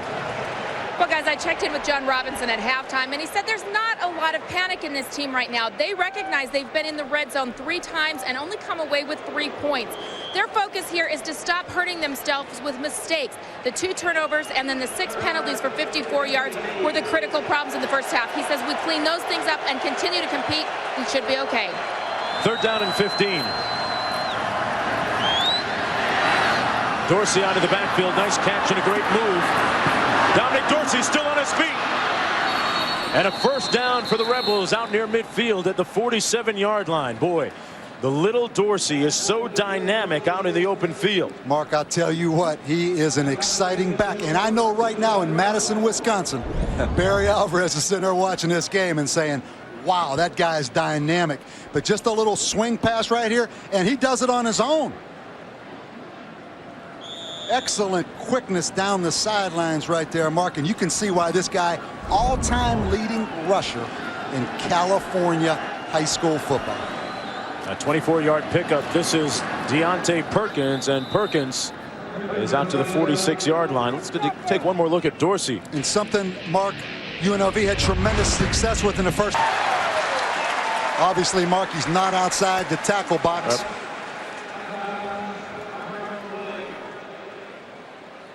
Yeah, we got a flag on that one. Didn't see it actually thrown, but that had to be. Intentional grounding by offensive number 7. Foul is awarded his next down. 4th down, it's spot of the foul. It will be 4th down. And this young secondary for Tennessee right here responds well. Really nowhere to go with that football. Irvin Johnson comes open late, but by that time, number 7, Nankus, is on his back right here. Gary Cook ready to punt now. Second team All Mountain West Conference a season ago, averaged a little over 43 yards per. His first one went 54 yards. See what he does here. Into a bit of a wind, a low line drive kick. Out of bounds near the 20-yard line. Well, we talked about the true freshman quarterbacks, but it's not all about them. It's about the people around them. Here's Munoz. We had the mindset from the very beginning that whoever's going to be back there, we were going to bring them along with us, and I think that hasn't changed. That you know, whoever's going to be back there, we're going to help them out and you know, pull this team along with us. And this is earlier tonight. Munoz speaking with his quarterback, Eric Ainge. Always helps when you have that kind of senior leadership up front on the offensive line. Tennessee with 3 seniors, a junior and a sophomore, but Munoz easily one of the leaders of that group, along with Jason Resper. 1st down and 10. Schaefer in at quarterback. Looking to go up top. And it's incomplete, intended for Chris Hannon. Mark, let's go back to your point you made about Munoz and this supporting cast really embracing these young quarterbacks. You know, that's difficult because let's be honest, for older players, guys that are in their 4th and 5th year, they really want the other guys that have made an investment, been through all those off-season programs, been through the hard times. And it's hard to embrace a young freshman quarterback. It really is. And as this season goes on, when the bumps in the road start to hit, we'll find out. And I really feel good about this football team because of the leadership we talked about. 2nd down and 10. Everything going well right now. Nothing to argue about. Houston runs it down to the 24-yard line. Munoz, the son of Anthony Munoz, former great in the NFL, Pro Bowl player, Cincinnati Bengals from 1980 to 92, inducted into the Hall of Fame in 1998. Made the Pro Bowl 11 consecutive years and also played at USC under current UNLV head coach John Robinson. Actually, Munoz, the younger one, remembers meeting Robinson when he was in the 8th grade. And Mark Cedric Houston down on the field right here. Houston, a young man that last year played with a very heavy heart. Last year, his father as well as his grandmother passing away. Dedicated the season to his dad and really put up some good numbers. And you saw the concern on Philip Fulmer's face over there, Mark. You know, one thing in coaching, we talked about with guys that have made an investment, and you know what, as a coach, that's what you really appreciate, those guys. I mean, no one on the outside realizes what all these kids go through just to come in this stadium and play these 11 games all year. So his concern is for the welfare of that football player right now. Well, we have Holly Rowe down at the field, and we're going to take a break. When we come back, we'll have some information on the other side. Welcome back to Neyland Stadium, and a pall of silence falling over the 108,000 plus as Cedric Houston was injured on the last play. The senior letterman still down on the field. Let's take a look one more time at what exactly happened. Coach Fulmer out in the field. Mark, it's really hard to see what happens. Right here, he takes an excellent shot. Right here. And then, you know, he's bent backwards.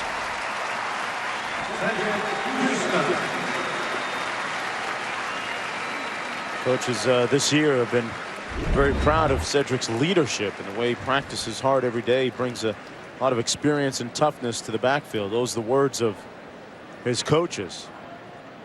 And he has been pretty prolific tonight, almost 100 yards rushing. His backup is Gerald Riggs. And there comes Riggs now into the ball game for Tennessee. Gerald Riggs Jr. And if you noticed, Mark, Gerald Riggs immediately came off that bench and went out there and checked on the welfare and the injury of Cedric Houston. 3rd down and 7. Eric Schaefer, check that Brent Schaefer out of the back, out of the shotgun. We're going to get weak safety blitz right here by Jamal Brimmer. And Schaefer brought down at the 24-yard line by Jamal Brimmer. It'll be 4th down for Tennessee. That time, Tennessee seemed to be a little confused offensively. Well, and you can see Jamal Brimmer, Mark, coming underneath right here, redirecting his steps, and gets the talented young quarterback on the ground. I mean, bottom line, Jamal Brimmer has made some mistakes tonight, but he is an active football player. He's fun to watch. And now it's Colquitt time again. This place will erupt. Another punt. Boy, he has had a couple of big ones tonight of 50 and 61 yards. Standing on his own 10. And punting with the wind a little bit, Mark. It came after him. Didn't quite get that one. Oh, and what a hit on the catch by Donnell Wheaton.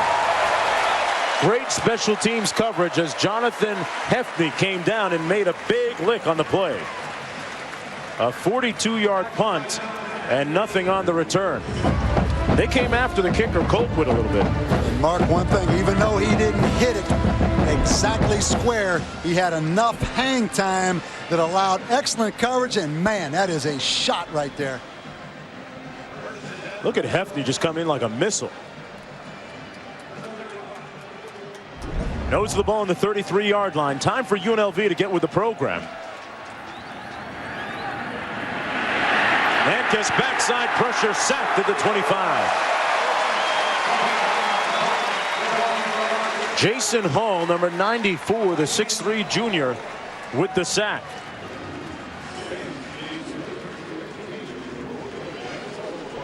I'll tell you, we talked about Tennessee's front being explosive. Watch the left end right here, number 90, Turk McBride just flushes the thing out. And then from the backside, Hall, 94, gets the sack. Young, explosive front, Mark. I like this front 7 from Tennessee. They're athletic. It's a front 7 that's going to have to make a big contribution in the SEC East this year. Dorsey back in the ball game, stopped up by Kevin Burnett. Burnett, the leader of the defense a season ago for Tennessee, an all-SEC player, an academic all-conference player as well, grad student right now. Mark, I thought we'd see a little more quick 3-step, get the ball to receiver, running backs in the open field kind of attack from UNLV. It's apparent they cannot protect with only 2 starters back on that offensive line. Here they don't have much of a choice but to maybe throw a screen ball or throw the ball down the field. 3rd and 14. Nankus threw it back across his body, incomplete. Good pressure up front by Kevin Simon, who is coming on a blitz. 3 and out for the Rebel offense, and Offensive coordinator Bruce Snyder trying to figure out what his next move is going to be. And give credit to John Chavis, the defensive coordinator here at Tennessee. Mark, he's been here a long time. He's seen a lot of good defenses. They've always been a pressure man-to-man team. Aggressive linebackers, aggressive play. Gary Cook to punt, standing in his own 13-yard line.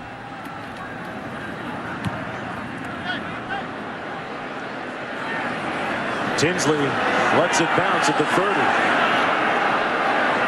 They're going to get a good little roll out of it down to the 18-yard line. Holly Rowe, what's coming up?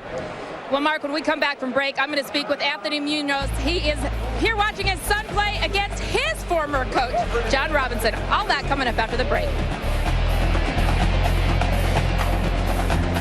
ESPN 7, the starting left tackle, the son of Anthony Munoz. Here at the ball game, the former NFL All-Pro selection. First down and 10 for the Volunteers. Schaefer in at quarterback on the wagon. The pass complete to the fullback, Corey Anderson. Let's go downstairs to Holly Rowe. Holly? Well, I am here with Anthony Munoz, and tell us a little bit about what it's like to watch your son play against your former coach, John Robinson from USC. It's really strange. You know, it's been, 24, 25 years that I played for John at USC, and to see him still roaming the sidelines, it doesn't surprise me that he's still there because he's such a great coach. But now my son, who's in his senior year and he's playing against John, it's a lot of fun. What did you learn from Coach Robinson that maybe you passed on to your son? Well, I think the main thing is he cared about you not only as a football player but as a person. I think those are some of the things you carry with you after you finish the game, and even while you're playing, you get to pass that on to your son. And one of the things we learned at USC was to, we always stress to try to dominate people, and Michael's kind of, on his own gotten that characteristic. And so I can just kind of emphasize through the things I learned with Hudson Houck, his offensive line coach, and John Robinson as the head coach. Your son made a great comment, I thought. He said, we know there are these young quarterbacks. That means we're all going to have to be better. How would you assess that they're helping those young quarterbacks tonight? I think they've been playing tremendously. Of course, not only the offensive line, but you look at the wide receivers, and then Cedric Houston, the running back, and Gerald Riggs. And I think that's the one thing that's really helped out these young quarterbacks is they have some veterans around him that are really going to help out, both of these young quarterbacks. Okay, so be honest. What's a typical phone call or conversation like between you and your son after the game? Critique or love? Well, first it's love, and then he'll ask questions, and then I'll kind of give just a couple critiques. But like what? Like what? Well, a lot of it is, go back and forth between the mental and the technical, and it's just little things having to do with balance and hands, and keep your head out and those type of things that will really allow you to make the blocks. But it's not a whole lot of those things, and most of it is how do you feel afterwards, and how do you feel that you did, and then we'll move into the other. Do you grade the film? I do not. I think I've watched a couple games that he has sent to me, but I'm not the kind of dad that goes in and watches every single play. I watch it while I'm watching him live, so that's good enough for me. I don't have to go in and watch his tape. All right, well, I think he doesn't need any help right now. He's doing okay tonight, so thanks very much. Mark, back to you. All right, Holly, great to have a dad who's an All-Pro, and good protection by Munoz on that completion to Tony Brown. Bob? Well, excellent protection. Brent rolled opposite of Munoz right there, so it was really a pretty easy assignment. But that's a great family. His sister came to Tennessee, played basketball, has since, I believe, transferred to Ohio State. So the whole family is athletic, Mark. First down and 10 after that gain of 24 yards. Munoz, the starting left tackle on the running play here. Son of another NFL great, Gerald Riggs Jr. And Jr. pushed out of bounds at the 31-yard line. We asked Michael Munoz if he felt any pressure growing up as Anthony's son. I haven't, and I think a lot of it is to be credited to my parents because the way that they raised me is that I needed to realize that I'm Michael Munoz, not Anthony, and that I can only be the best player that I can be. He's already in a master's program for public administration, so the young man has, Bob, taken care of business on the football field and in the classroom as well. That last play, a pickup of 20 yards by Gerald Riggs Jr.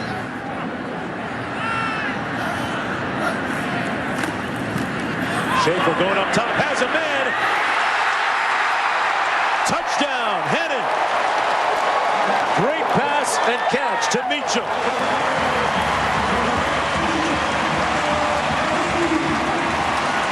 Robert Meacham got in behind Ernest Gordon. Mark, these Tennessee fans have been waiting to see Robert Meacham, number 3, 6'3", 210 out of Tulsa. They say around here he will be the next great UT wide receiver. Really physical, only practiced 3 days last fall, so they never had a chance to see him play. They love this young receiver. Extra point knocked through by James Wilhoit and a flag down on the field. What about the soft touch and the timing by Brent Schaefer, the true freshman? Put a little bit of air under that ball, Bob, and got it to his receiver, Meacham. Foul is offsides. Number 14 red.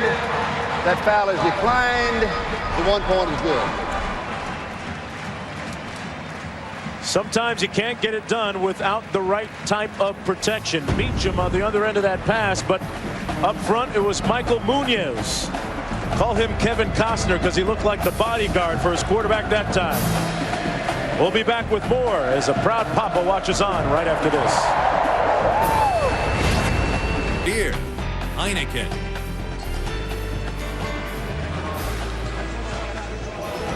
Oh, that guy put up a lot of great numbers here at the University of Tennessee. So much that they named a street after him outside the stadium here. And who knows, before it's all said and done, that guy, Brent Schaefer, might have a boulevard or two named after him. Great pass on that last touchdown drive. A 4-play, 83-yard drive. And Schaefer was 3 for 3 on the drive.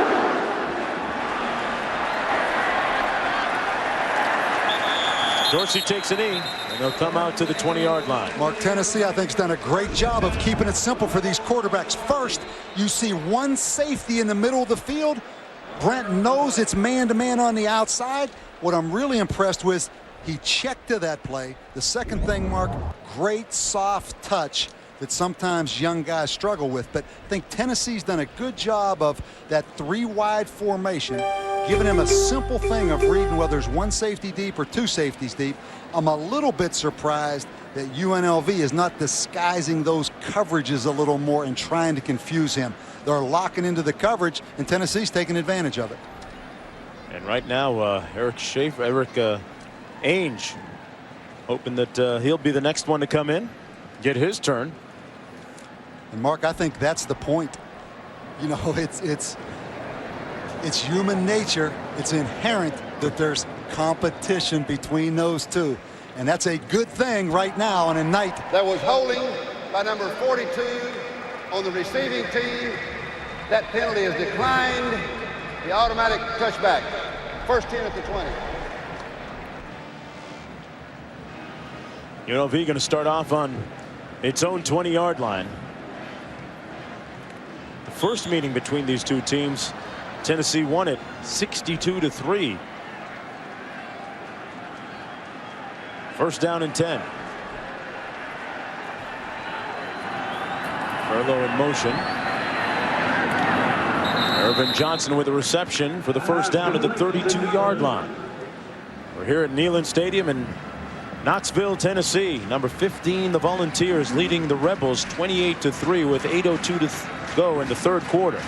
I'm Mark Jones along with Bob Davie and Holly Rowe down to the field. Don't forget that Sports Center is coming up next. Gang back in the studio with recapping a busy day in sports, including some college football action. Oh boy, Dominic Dorsey stopped on a dime, didn't leave Tennessee any change, and what a move. Ran out of bounds at the 38. Dominic Dorsey averaged 8.7 in the first half. A lot of it on this misdirection. When you have a real speed, tell you what, he won't see many, if any, quicker backs than this guy. A little bit of Fred Russell in his game. Dorsey, former Iowa back, and of similar stature and build, at maybe a little taller at 5'8", but not by much. Dorsey out close to the first down at the 40-yard line. Burnett making the stop for the Tennessee defense. Mark, it doesn't get much easier for John Robinson. Next week, as we mentioned, they go to Wisconsin. Wisconsin's a powerful athletic front. John Robinson, UNLV rather, in 10 years, Mark. And there's Deontay Perkins broke a couple of tackles. tackles with a first down and more out to the 35 and a first down for UNLV. John feels better right now, but getting back to the story I was trying to get in there, in 10 years before John Robinson arrived at in 32 years, they were on television 10 times, Mark, in 32 years before John Robinson's arrival. They've been on 27 times in the 6 years he's been there. So a high-profile coach has done a lot of things for this UNLV program, really has put them on the map. Good fit for him and UNLV, and nice to see Coach Robinson in good health. Had a heart attack not that long ago. First down and 10 after that 23-yard gain. Natchez looking over the middle on the post. Irvin Johnson with the catch at the 16-yard line. And Natchez took a lick right after the pass. Again, you see the capability of UNLV, and Natchez is going. Obviously, if he'd have caught that in stride, he'd had a chance to score. First and 10 for the Rebels. Wheaton in motion. Out of the backfield, it's complete to Marshall. And Marshall making it down to the 3-yard line. UNLV. Perkins, the deep back, he gets the call. Perkins, touchdown, Rebels. Got a nice lead block by Henley.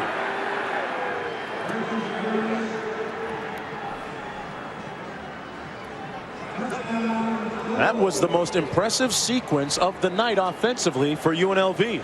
No question about that, Mark. And regardless of what happens in this football game, it gives them a little momentum late in this game. And there's 10 other games after this. And they show again that they are capable offensively if they can execute. The extra point is good by Aguayo. And it's 28-10 with 5:51 to go in the third quarter. When we come back, will it be Eric Ainge directing that offense? We'll find out in just a minute.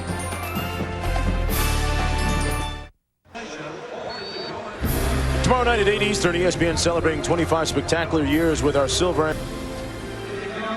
Larkins back deep to get this kickoff for Tennessee. UNLV scoring before we went to break.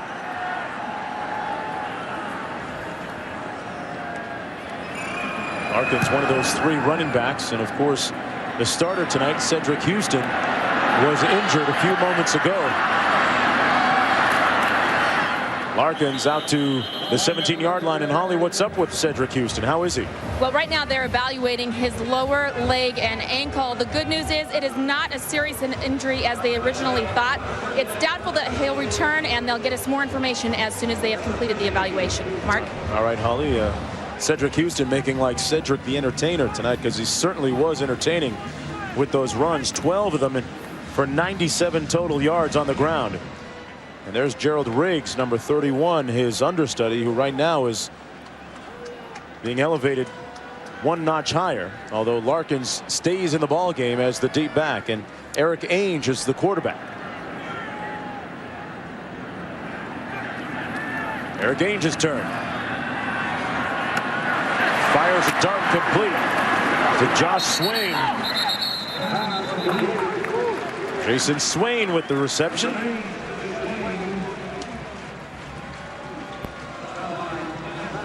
Gets the first down for Tennessee. And Mark, we had a chance to see Eric Ainge before the game down there, really just in street clothes, and he is an impressive looking guy. I mean, he is all of 6'5", and more physical looking than I thought he would look for a young guy. First down and 10.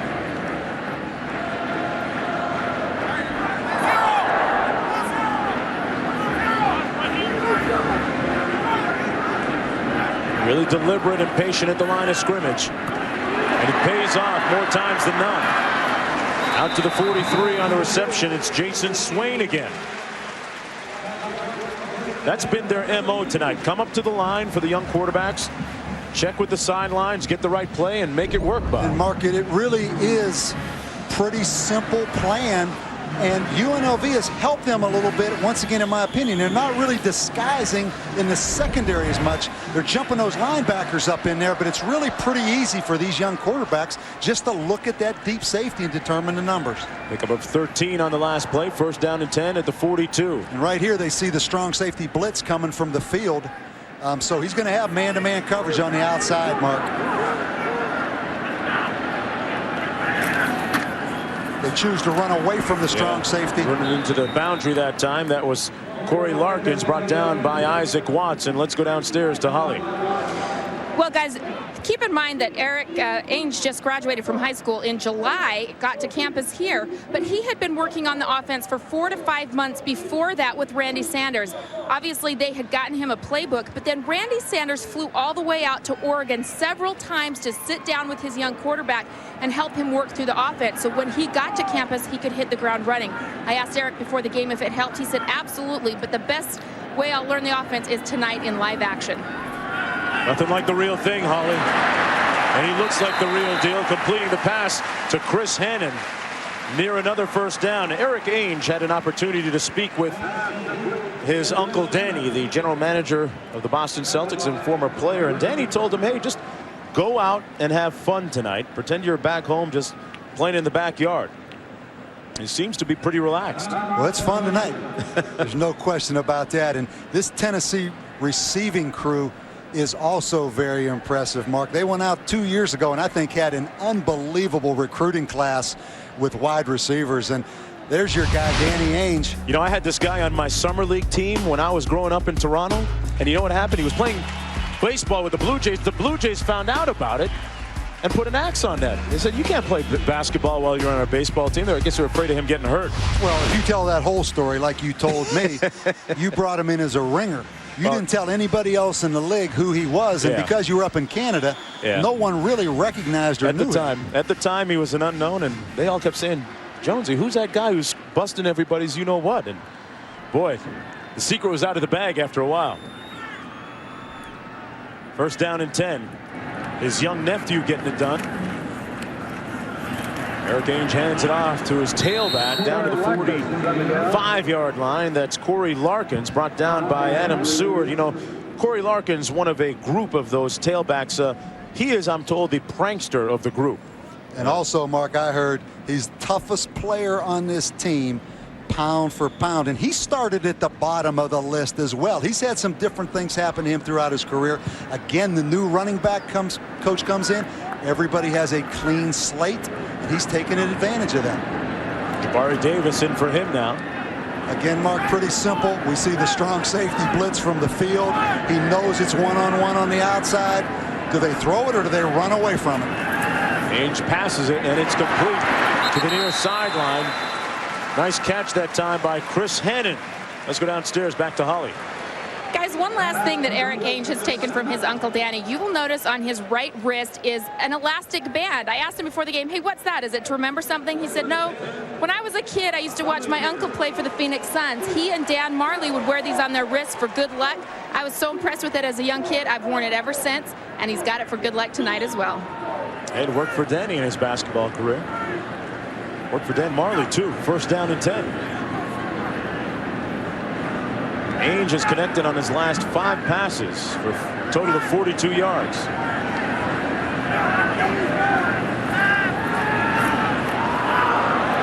Going up top. No flag on the play, and it's incomplete. Chris Hannon wrestling downfield with Ernest Gordon. Boy, Tennessee's got some tall receivers. Well, Mark, once again, the big tennis player, number 49, Ryan Claridge. Excellent pass rusher. You know, he's an inside linebacker in the regular defense, but they also play Claridge a lot as an outside linebacker rusher. And John Robinson really thinks he'll be an NFL player. He played tennis at UNLV, not just in high school. He's 6'4", 250 pounds. Wasn't even aware they had a program out there. Oh, yeah. Oh, yeah. Second down and 10. Jabari Davis, the tailback. Got a good block. Davis with a great run down to the 22-yard line. Jabari Davis has a Tennessee first down. You know, when it comes to football, Bob, it really is a family situation. Ran into his mother in the hotel, and she was just pleading for him to have a good night tonight. Well, once again, these running backs are strong. I mean, look at the lower body on him, and he just flat runs over Isaac Watts, number 90 right there. There's some power in that backfield. Houston was shaken up moments ago. So it's been a diet of Riggs, Larkins, and Jabari Davis. Ainge looking at his offensive coordinator, Randy Sanders. Davis again. Flag down on the near side of the field at the 24-yard line. Chris Hannon may have moved a little bit early. Mark, and that's one of the disadvantages of doing all the check with me stuff at the line of scrimmage. A lot of times you get formation violations and procedure penalties because guys can just not stay in those stances that long. Interesting with the different cadences, two of the quarterbacks. You know, Bob, they actually have what they call choir practice between the quarterbacks with Schaefer and Ainge. The two of them will vocally call out all the plays, and they work on their voice inflection. Mark, I think you bring up a great point, and give Philip Fulmer credit. It took a lot of courage, but by making that decision early instead of waiting, letting the two veteran quarterbacks on his team take the snaps through preseason and then making it late, by making it early, he's allowed this football team to work with that cadence with the young guys all through camp. So, I mean, Philip Fulmer made a tough decision. Give him a lot of credit for having the courage to make that decision. 1:45 to go in the third quarter. 1st and 15 after the penalty. Ainge completes the pass at the 22-yard line to Tony Brown. Gave him a little bit of yak, some yards after contact, and dragged Rashad Dodds-Masters for 3 more yards. And Tony Brown, Mark, captain of this football team. He's steady. He plays all positions. Played for George Smith down at St. Thomas Aquinas High School in Fort Lauderdale. They've turned out a bunch of players. This is a quality young man that's had a great career. Gets overshadowed a little bit because they've got some really young, dynamic receivers that everybody's anxious to see. 2nd down and 7. Brown a little nicked up after that gain of 8 yards. 2nd down and 7.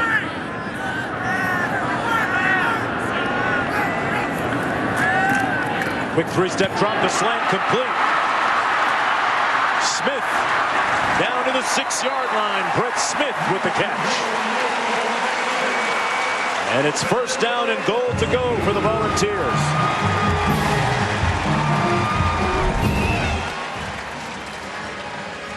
Mark, once again, it's 3 deep coverage.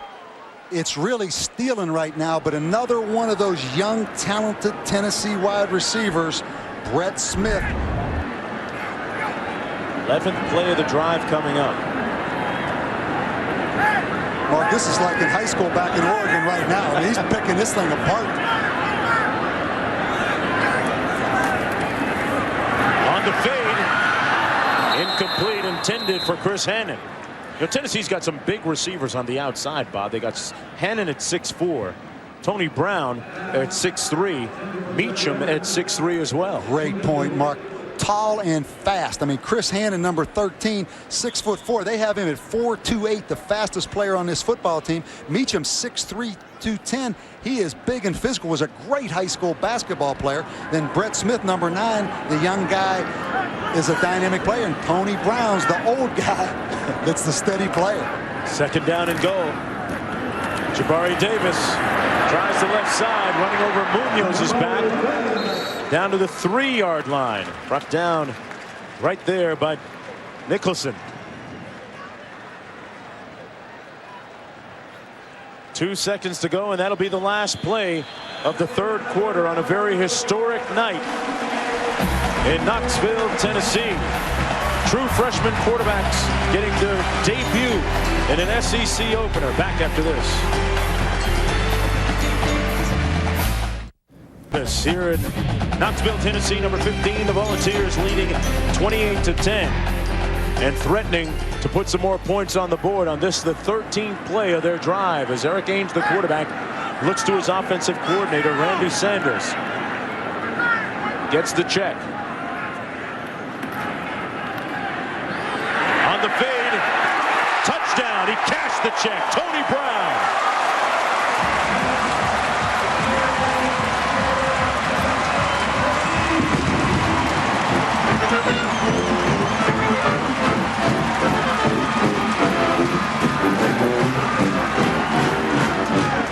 Mark, this is like a practice right now for Tennessee schematically, and these freshman quarterbacks are carving this secondary of UNLV. It's man-to-man coverage. They're going to throw the corner out, and an excellent throw by young Eric Ainge. The lead is now 35-10. You got a flag down on the far side of the field. Eric Ainge is 10 of 15 passing for a total of 118 yards and a couple of touchdown passes as well.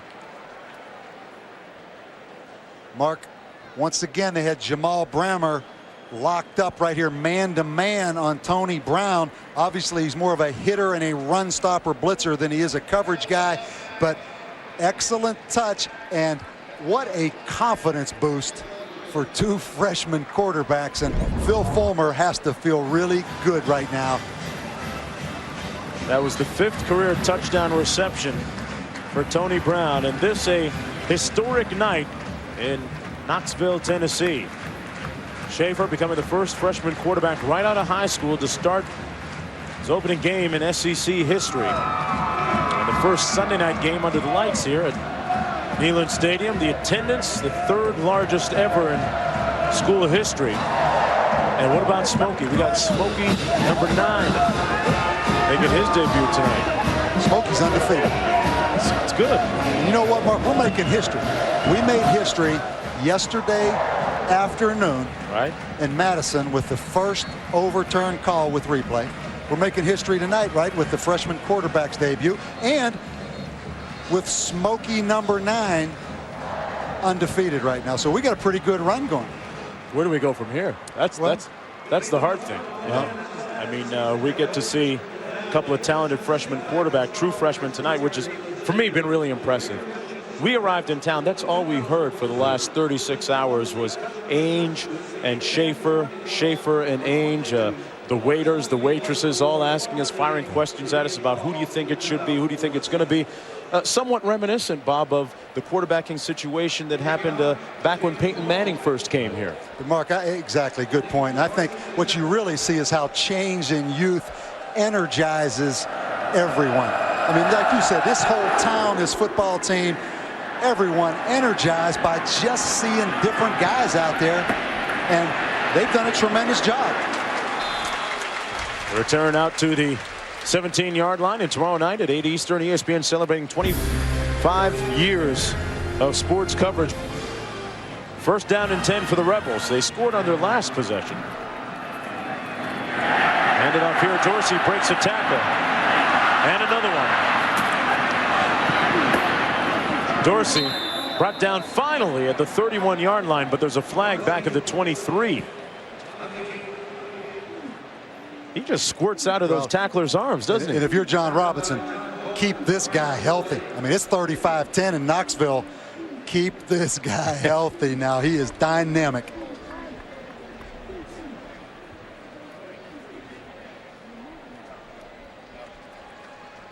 And that one's going to come back. It's against UNLV. You mentioned keeping Dorsey healthy. Behind him, it's Jaja Riley, and we've seen Eric Jackson a little bit. We've seen a lot more of Perkins, also at running back. And UNLV actually anxious to see some young running backs. Jaja Riley, a highly recruited athlete from California that actually transferred from Ohio State, number 2. We've not seen him in the football game tonight, but another tailback that actually I thought we would see. By number 76 on the offense. Penalty is half the distance to goal, followed by a repeat of the first down. Penalty was against the center, Marcus Johnson. There's Jaja Riley, the Ohio State transfer. First down and 19. They move the ball back near the 10-yard line. And the crowd here beginning to pump up the volume. Almost intercepted and incomplete. Into and out of the arms of Jonathan Wade.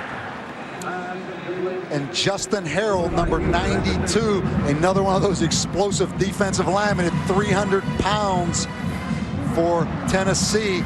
Nankus has had a tough night, Mark. He came in here, he was 25 years old. He's leaving here 35 years old tonight. Second and 19. Eric Jackson in the backfield. Nankus 11 of 19 passing the ball.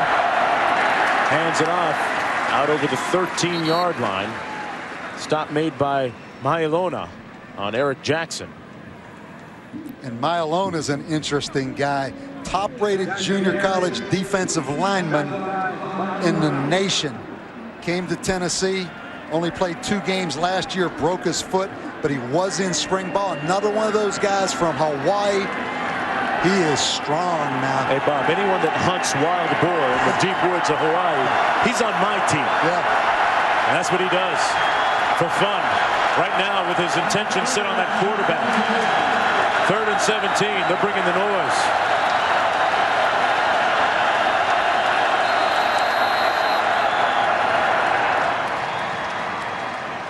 And UNLV calls a timeout. UNLV.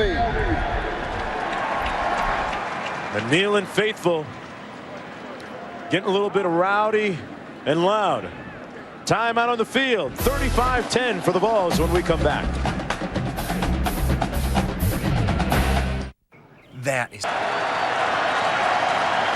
Tennessee Volunteers ushering in a new era tonight on a historic night. A couple of true freshmen directing the offense to 35 points. Right now leading 35-10. Nankus back to pass for the Rebels. Sacked back at the 7. He came out of the pack. Hey, it's still live. Marshall. It was a fumble. The ball came out. Mark, Tennessee comes with the blitz. And right here, obviously, the football comes out. Kevin Barnett punched it out of there. Alvin Marshall picks the football up. And fortunately for UNLV, they get a chance to punt this football.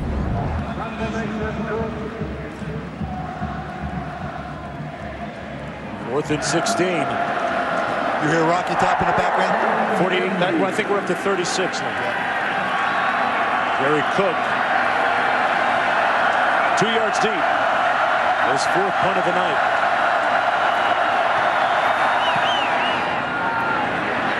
Into the wind, a line drive punt. Returnable, that's Larkins.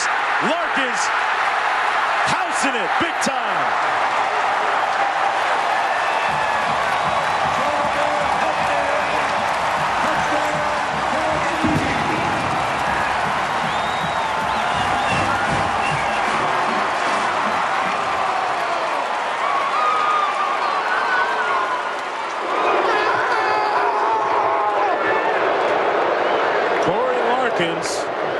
Runs it back. And it is 41-10, a 37-yard punt return. Mark, there's a flag on this play. And it looks like this one's going to come back. That was an illegal block in the back during the returning team, during the return. Penalty is 10 yards from the spot of the foul. Still looking for one on the field. First down.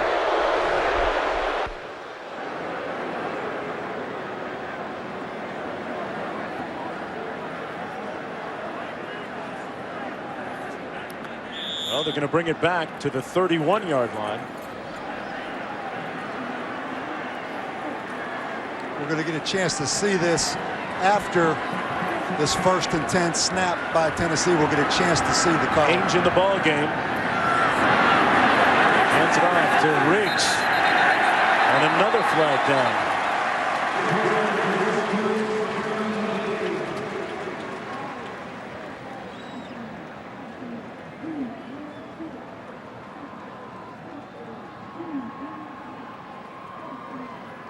Well, don't forget that Vote Sports Center coming up next right here on ESPN, and tune in to ESPN News for more on our game on the post-game extra. Prime time. Dion's going to talk a little bit and about who he wants to be. 25. Ainge hands it off, and nothing happening that time as Larkins, who apparently had a punt return for a touchdown moments ago, got tackled that time. Let's take one more look at it. Mark, we're going to look up here on the top of our screen. Right there is the block in the back. So an excellent call. Tell you what, these officials don't miss many now. 2nd down and 17.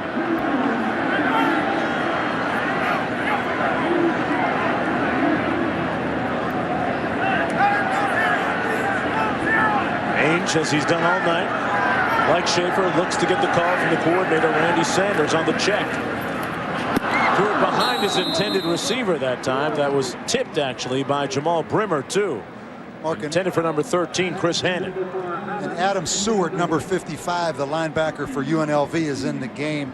This guy is a 2-time All-Mountain West Conference first-team performer. He's had 2 foot surgeries, missed some time in the spring, missed some times in fall camp, but he's back. He's from Las Vegas, state heavyweight wrestling champion.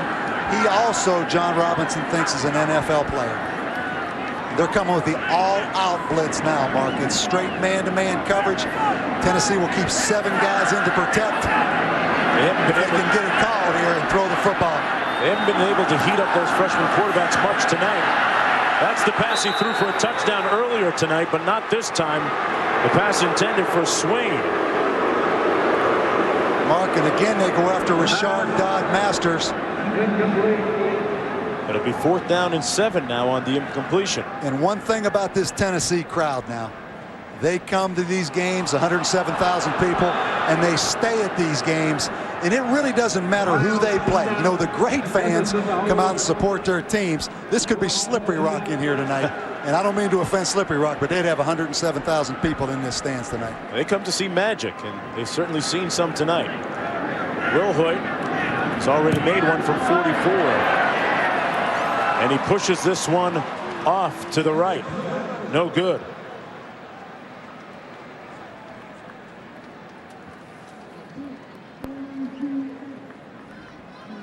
What appeared to be a touchdown on a punt return called back, and then now they are unable to put any points on the board on this drive. 11:25 to go in the 4th quarter, and we talked about those great running backs and the guy that's taking care of them, Trooper Taylor. Holly? Well, guys, Trooper Taylor is new to this running back position, Coach. He just joined the team this year, but he is the 10th of 16 children. So he knows a little bit about family. He said that he is running his stable of running backs like a family. When he got here, the first thing he did was write their names on the blackboard. But he said, instead of Cedric Houston, I put up Cedric Taylor. Or instead of Gerald Reigns, Gerald Taylor. I wanted them to know that we're a family of Taylors. They represent me, and they represent Tennessee. And so far, those running backs representing themselves well so far. We have a flag on the play. Hefney defending against Irvin Johnson. It may have been. Foul is unsportsmanlike. Number 33 by the defense. Penalty is 15 yards from the previous spot, followed by an automatic first down. Mark, that's a good call. That's an unfortunate call because Jonathan Hefney, in my opinion, did lose sight of where the football was. That would be his only reason for acting out that way. Exactly. First down and 10. I would hope.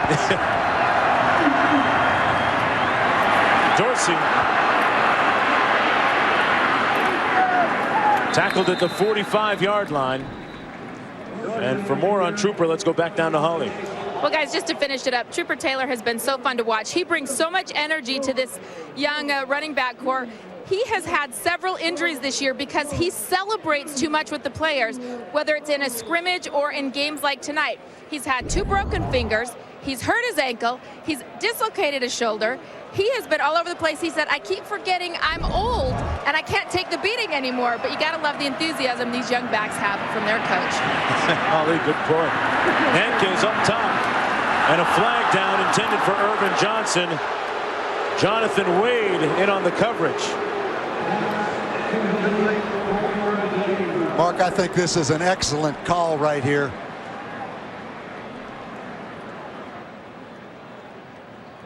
Jonathan Wade went up over top of the back.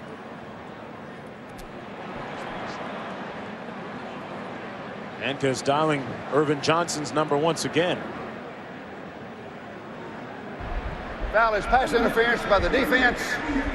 Penalty is 15 yards from the previous spot. Automatic first down. First down at the 40-yard line of Tennessee. Right there, Mark, 17 penalties in this football game. I guess characteristic of the first football game of the year. Johnson split wide to the top of your screen, number 4 for UNLV.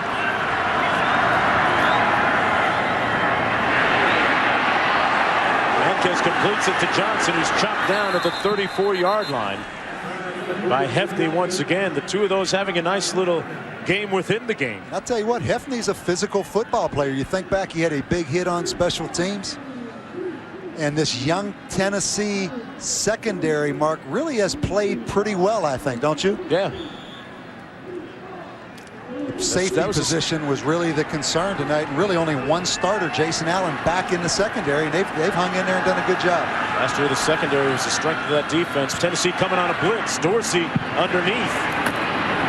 And Dorsey is brought down at the 27-yard line by Hefney one more time. And I'll tell you what, if you can get Dorsey on the ground in the open field, you can get most anybody in this country on the ground. So that's a good tackle right there. Hefney, a 5'10" true freshman on that Tennessee defense in the secondary.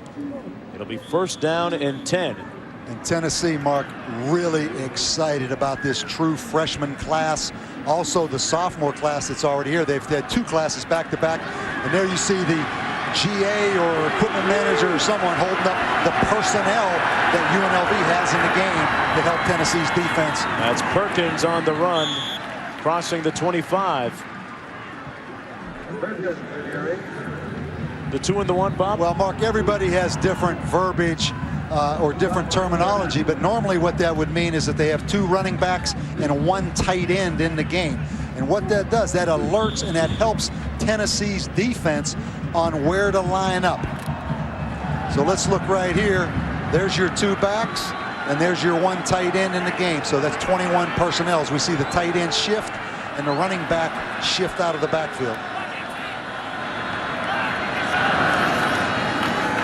Mankes, incomplete. In between a couple of receivers, Marshall and Donnell Wheaton.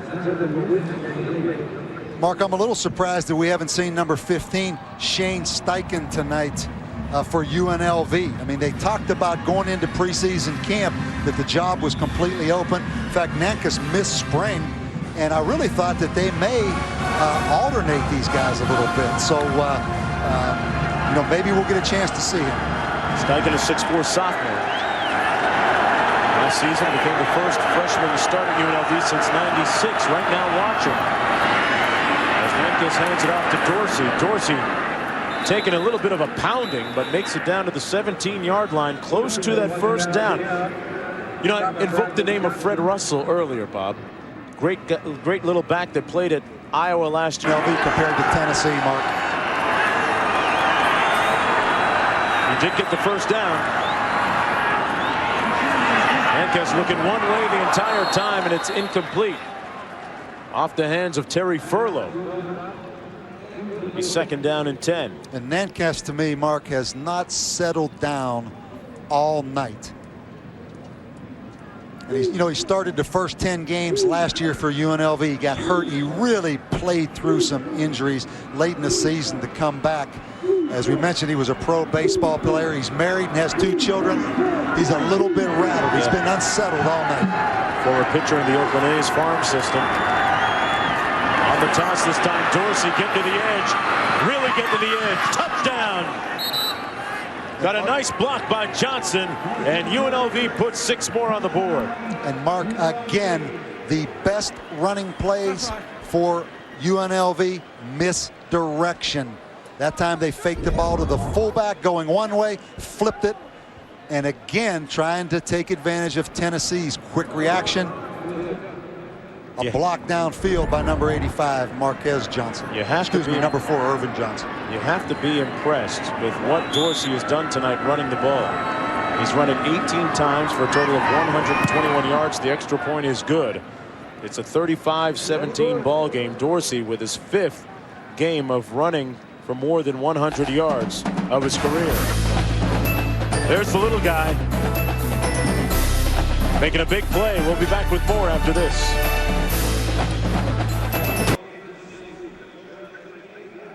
We're back in Knoxville, Tennessee. Tennessee leading 35-17. And don't forget that SportsCenter is coming up next. Deion Sanders, primetime, going to speak. And Ken Griffey Jr. helping out a family in need, among many other stories. That plus highlights on SportsCenter. That's coming up right after the game. This is a very historic night in Knoxville, Tennessee. The first Sunday night game. And hey, what about these retro uniforms that the Volunteers are wearing? We haven't had a chance to talk about them much. Meanwhile, it's about time that they bounce back. That in the minds of many Volunteer fans. This is what they've done since winning the national championship in '98. Mark, I think what jumps out at you is the 2 Peach Bowl losses, 2 consecutive seasons.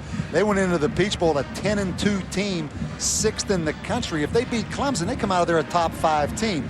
But it kind of correlates with draft picks. I look back 2000, they had 9 players drafted, 2 first-round picks. 2002, 10 players drafted, 3 first-round picks.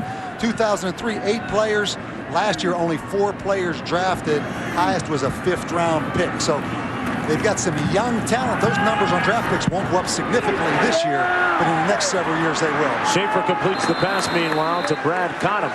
Out of bounds for the first down. Fulmer has been almost a lifer at Tennessee as an assistant, now the head coach for 13 years. Here's what he had to say about the pressure of coaching at Tennessee.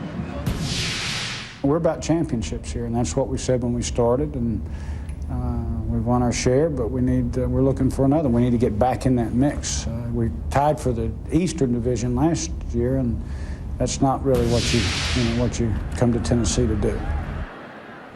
That time it was Riggs over the 40-yard line. And Mark, I think a little bit of it is, the emergence of LSU so prominent in the Southeast Conference, and also Georgia. There's not many people really talking about Tennessee like you might think, but anytime teams in your league are upstarts in some way, and LSU goes out last year and shares the national championship, that gets everybody edgy, particularly these fans. But there are tremendously high expectations here at Tennessee, and there should be. I mean, you look around this place, there's not many places like this across the country in college football. Although Steve Spurrier is no longer at Florida, you know that they have that date circled in a couple of weeks as they take on the Gators right here in Knoxville. Although some fans of the Volunteers admit to me that it's not as much fun without Steve Spurrier, but they'll still take a win anyway. That's what's fun. 2nd down and 7. They move by Riggs. Gerald Riggs Jr., the son of Gerald Riggs, former NFLer with Atlanta and with Washington. Talked about him struggling a little bit last year in the pass protection schemes, but that is obviously improved and no longer suffering from injuries like he did the first 2 years at Tennessee. Healthy and had perhaps one of the best springs of all the players on the roster. And runs at 10,600 meters, Mark. That helps. And another guy with a clean slate because of the new running back coach. He had some problems with immaturity, different little things, nothing major. But once again, he's got a breath fresh of life here with a new coach. Schaefer hands it off. Riggs again, man, he's got a burst. Brought down by John Andrews. And one thing Gerald Riggs has done, Mark, that I think is an excellent point, his teammates trust him now and are really pulling for him because, according to the coaches, he's really done all the little things right. And you can fool a lot of people, but you can't fool your teammates. And the fact that they respect him says a lot that he's really upped his level. Nothing like peer pressure to keep others in line. Riggs with a career high 61 yards rushing, adding to that total on this play. Picked up about 6 or 7 more down to the 33-yard line. For 5:45 to go, 1st down and 10 for Tennessee. For every story like Riggs that ascends the 2 deep, there are unfortunately stories that involve the other side of the equation. One of them might be C.J. Leak, a wonderful kid who has been in the program for many years at Tennessee at quarterback, but now looking for a position. Played a little safety in training camp, now at tight end, Bob. Mark, a 6th-year player who came into fall practice really the starter. I mean, everybody said that. So a lot of different dynamics going on. And I saw C.J. Leak this morning. They moved him to safety in camp. Now he's a tight end. He just wants to play some football. So, you know, certainly as good as it is right now for Eric Ainge and this young man, Brent Schneider, the reality is there's something else going on over there on that sideline with C.J. Leak as well. And here's Riggs at the handoff from Schaefer, and Riggs, boy, just finding every nook and cranny and space in that UNLV defensive front, taking his time behind his blockers here. Well, Mark, and now you think about the kind of human drama of UNLV. I mean, right now they're getting pounded.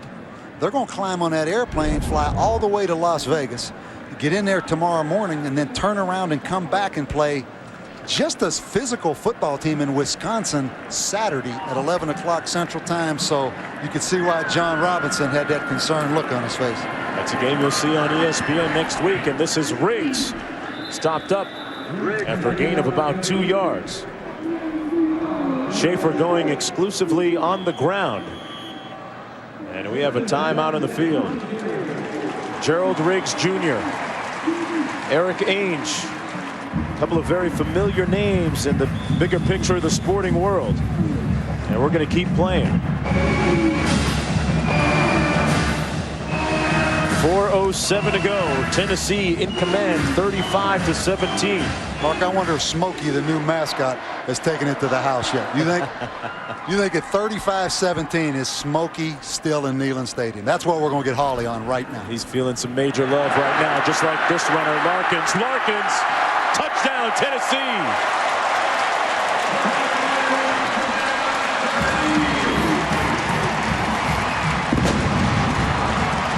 We're going to get another one of your favorite calls, Mark. Excessive celebration, I'm afraid, in that end zone. Ultimately, won't affect the outcome of this one.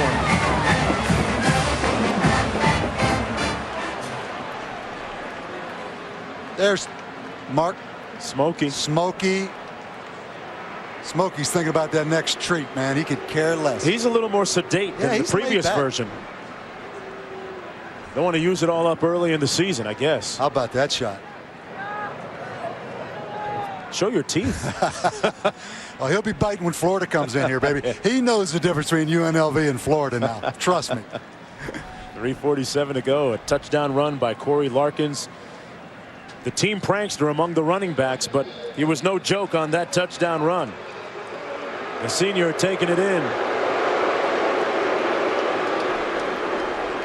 I guess you're not allowed to chest bump your teammates or give your fraternity sign. Those two things have both earned unsportsmanlike conduct penalties this evening. Henderson to hold. 1 white, 2 attempt. I don't want to belabor that point, Bob. No, let me bring up one point. You'd love to know, is unsportsmanlike conduct reviewable with instant replay? Oh, I don't think it is. Don't even but that's start what that. you want right don't there. Don't even start. I'm going to put you in charge of that. Oh, Smoke, put it to bed, baby. We'll be back.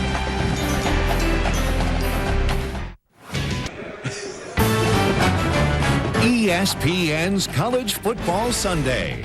Brought to you by Rust-Oleum Epoxy Shield. Well, there are over 108,000 people here that started off watching this game. Some of them have left, but they have seen an impressive performance tonight by Tennessee. 42-17, leading right now with 3:47 to go. I'm Mark Jones along with Bob Davey and Holly Rowe. And don't forget, SportsCenter is coming up next. Prime time. Deion Sanders is going to vibe with the gang. And Ken Griffey Jr. helping out a family in need among many stories and highlights. This is Eric Jackson on the return for the Rebels.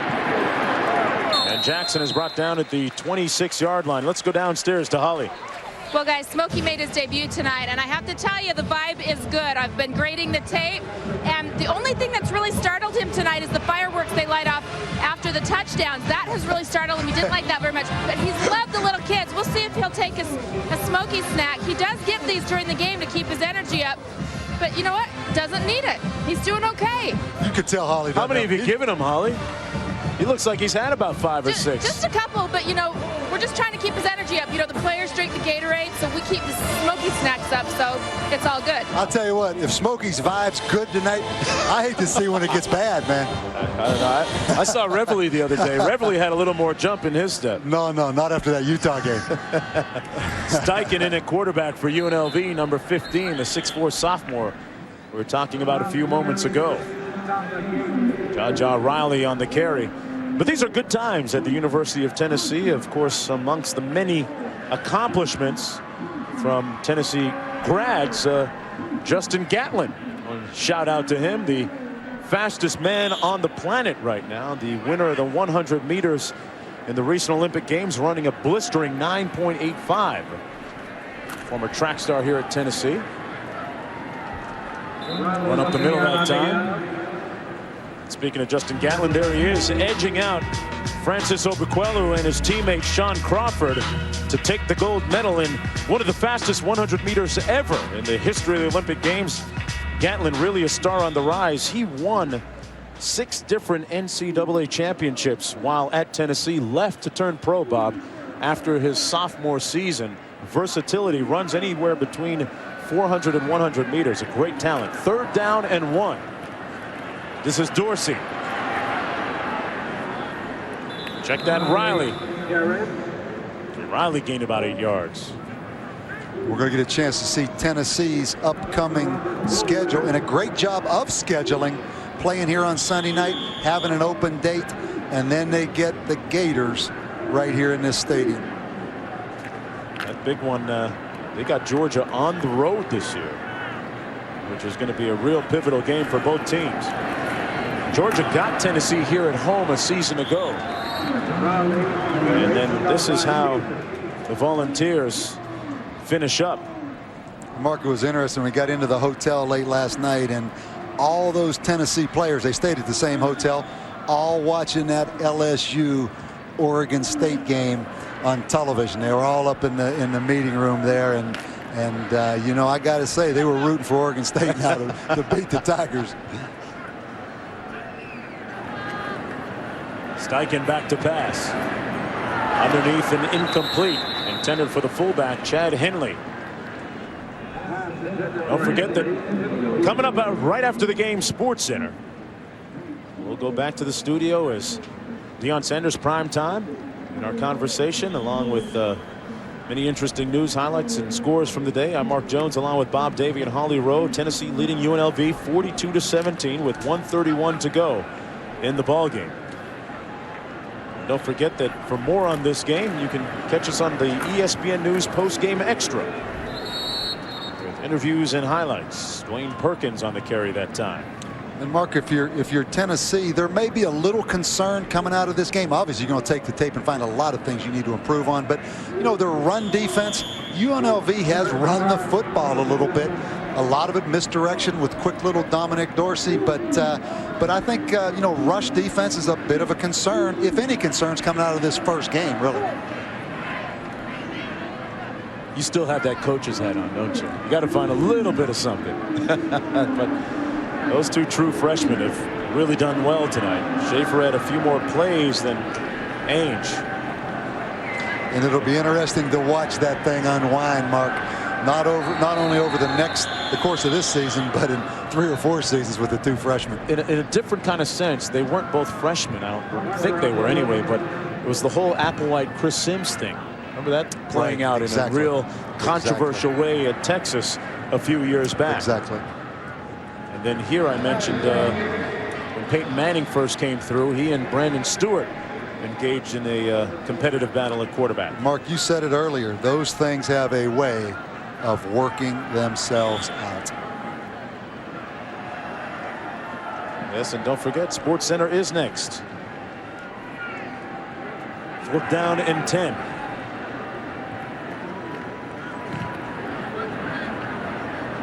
Cook with a high, short punt that bounces at the 22. Wasn't that long ago, like I said, that these guys were just figuring out how to shave and worrying about what to wear at the senior prom. Schaefer and Ainge showing their various skills running and passing. This was a nice check to a touchdown pass for Eric Ainge, who didn't start the game but came in on the game's third offensive series for Tennessee. Schaefer 7 of 10 passing for 123 yards. Tennessee, Mark, with 511 yards total offense. And look who's in at quarterback, C.J. Leak. Check that, it would be Rick Clausen in at quarterback. Rick Clausen, the brother of Casey Clausen, now getting a shot with the Tennessee Titans. Recently signed with them, and Leak got into the ball game. How about that?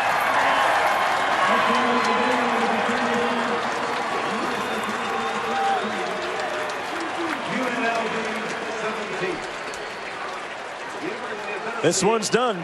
The final score, Tennessee 42, UNLV 17. As youth was served tonight at the quarterbacking position for Tennessee. Don't forget, Sports Center is coming up next. And tune in.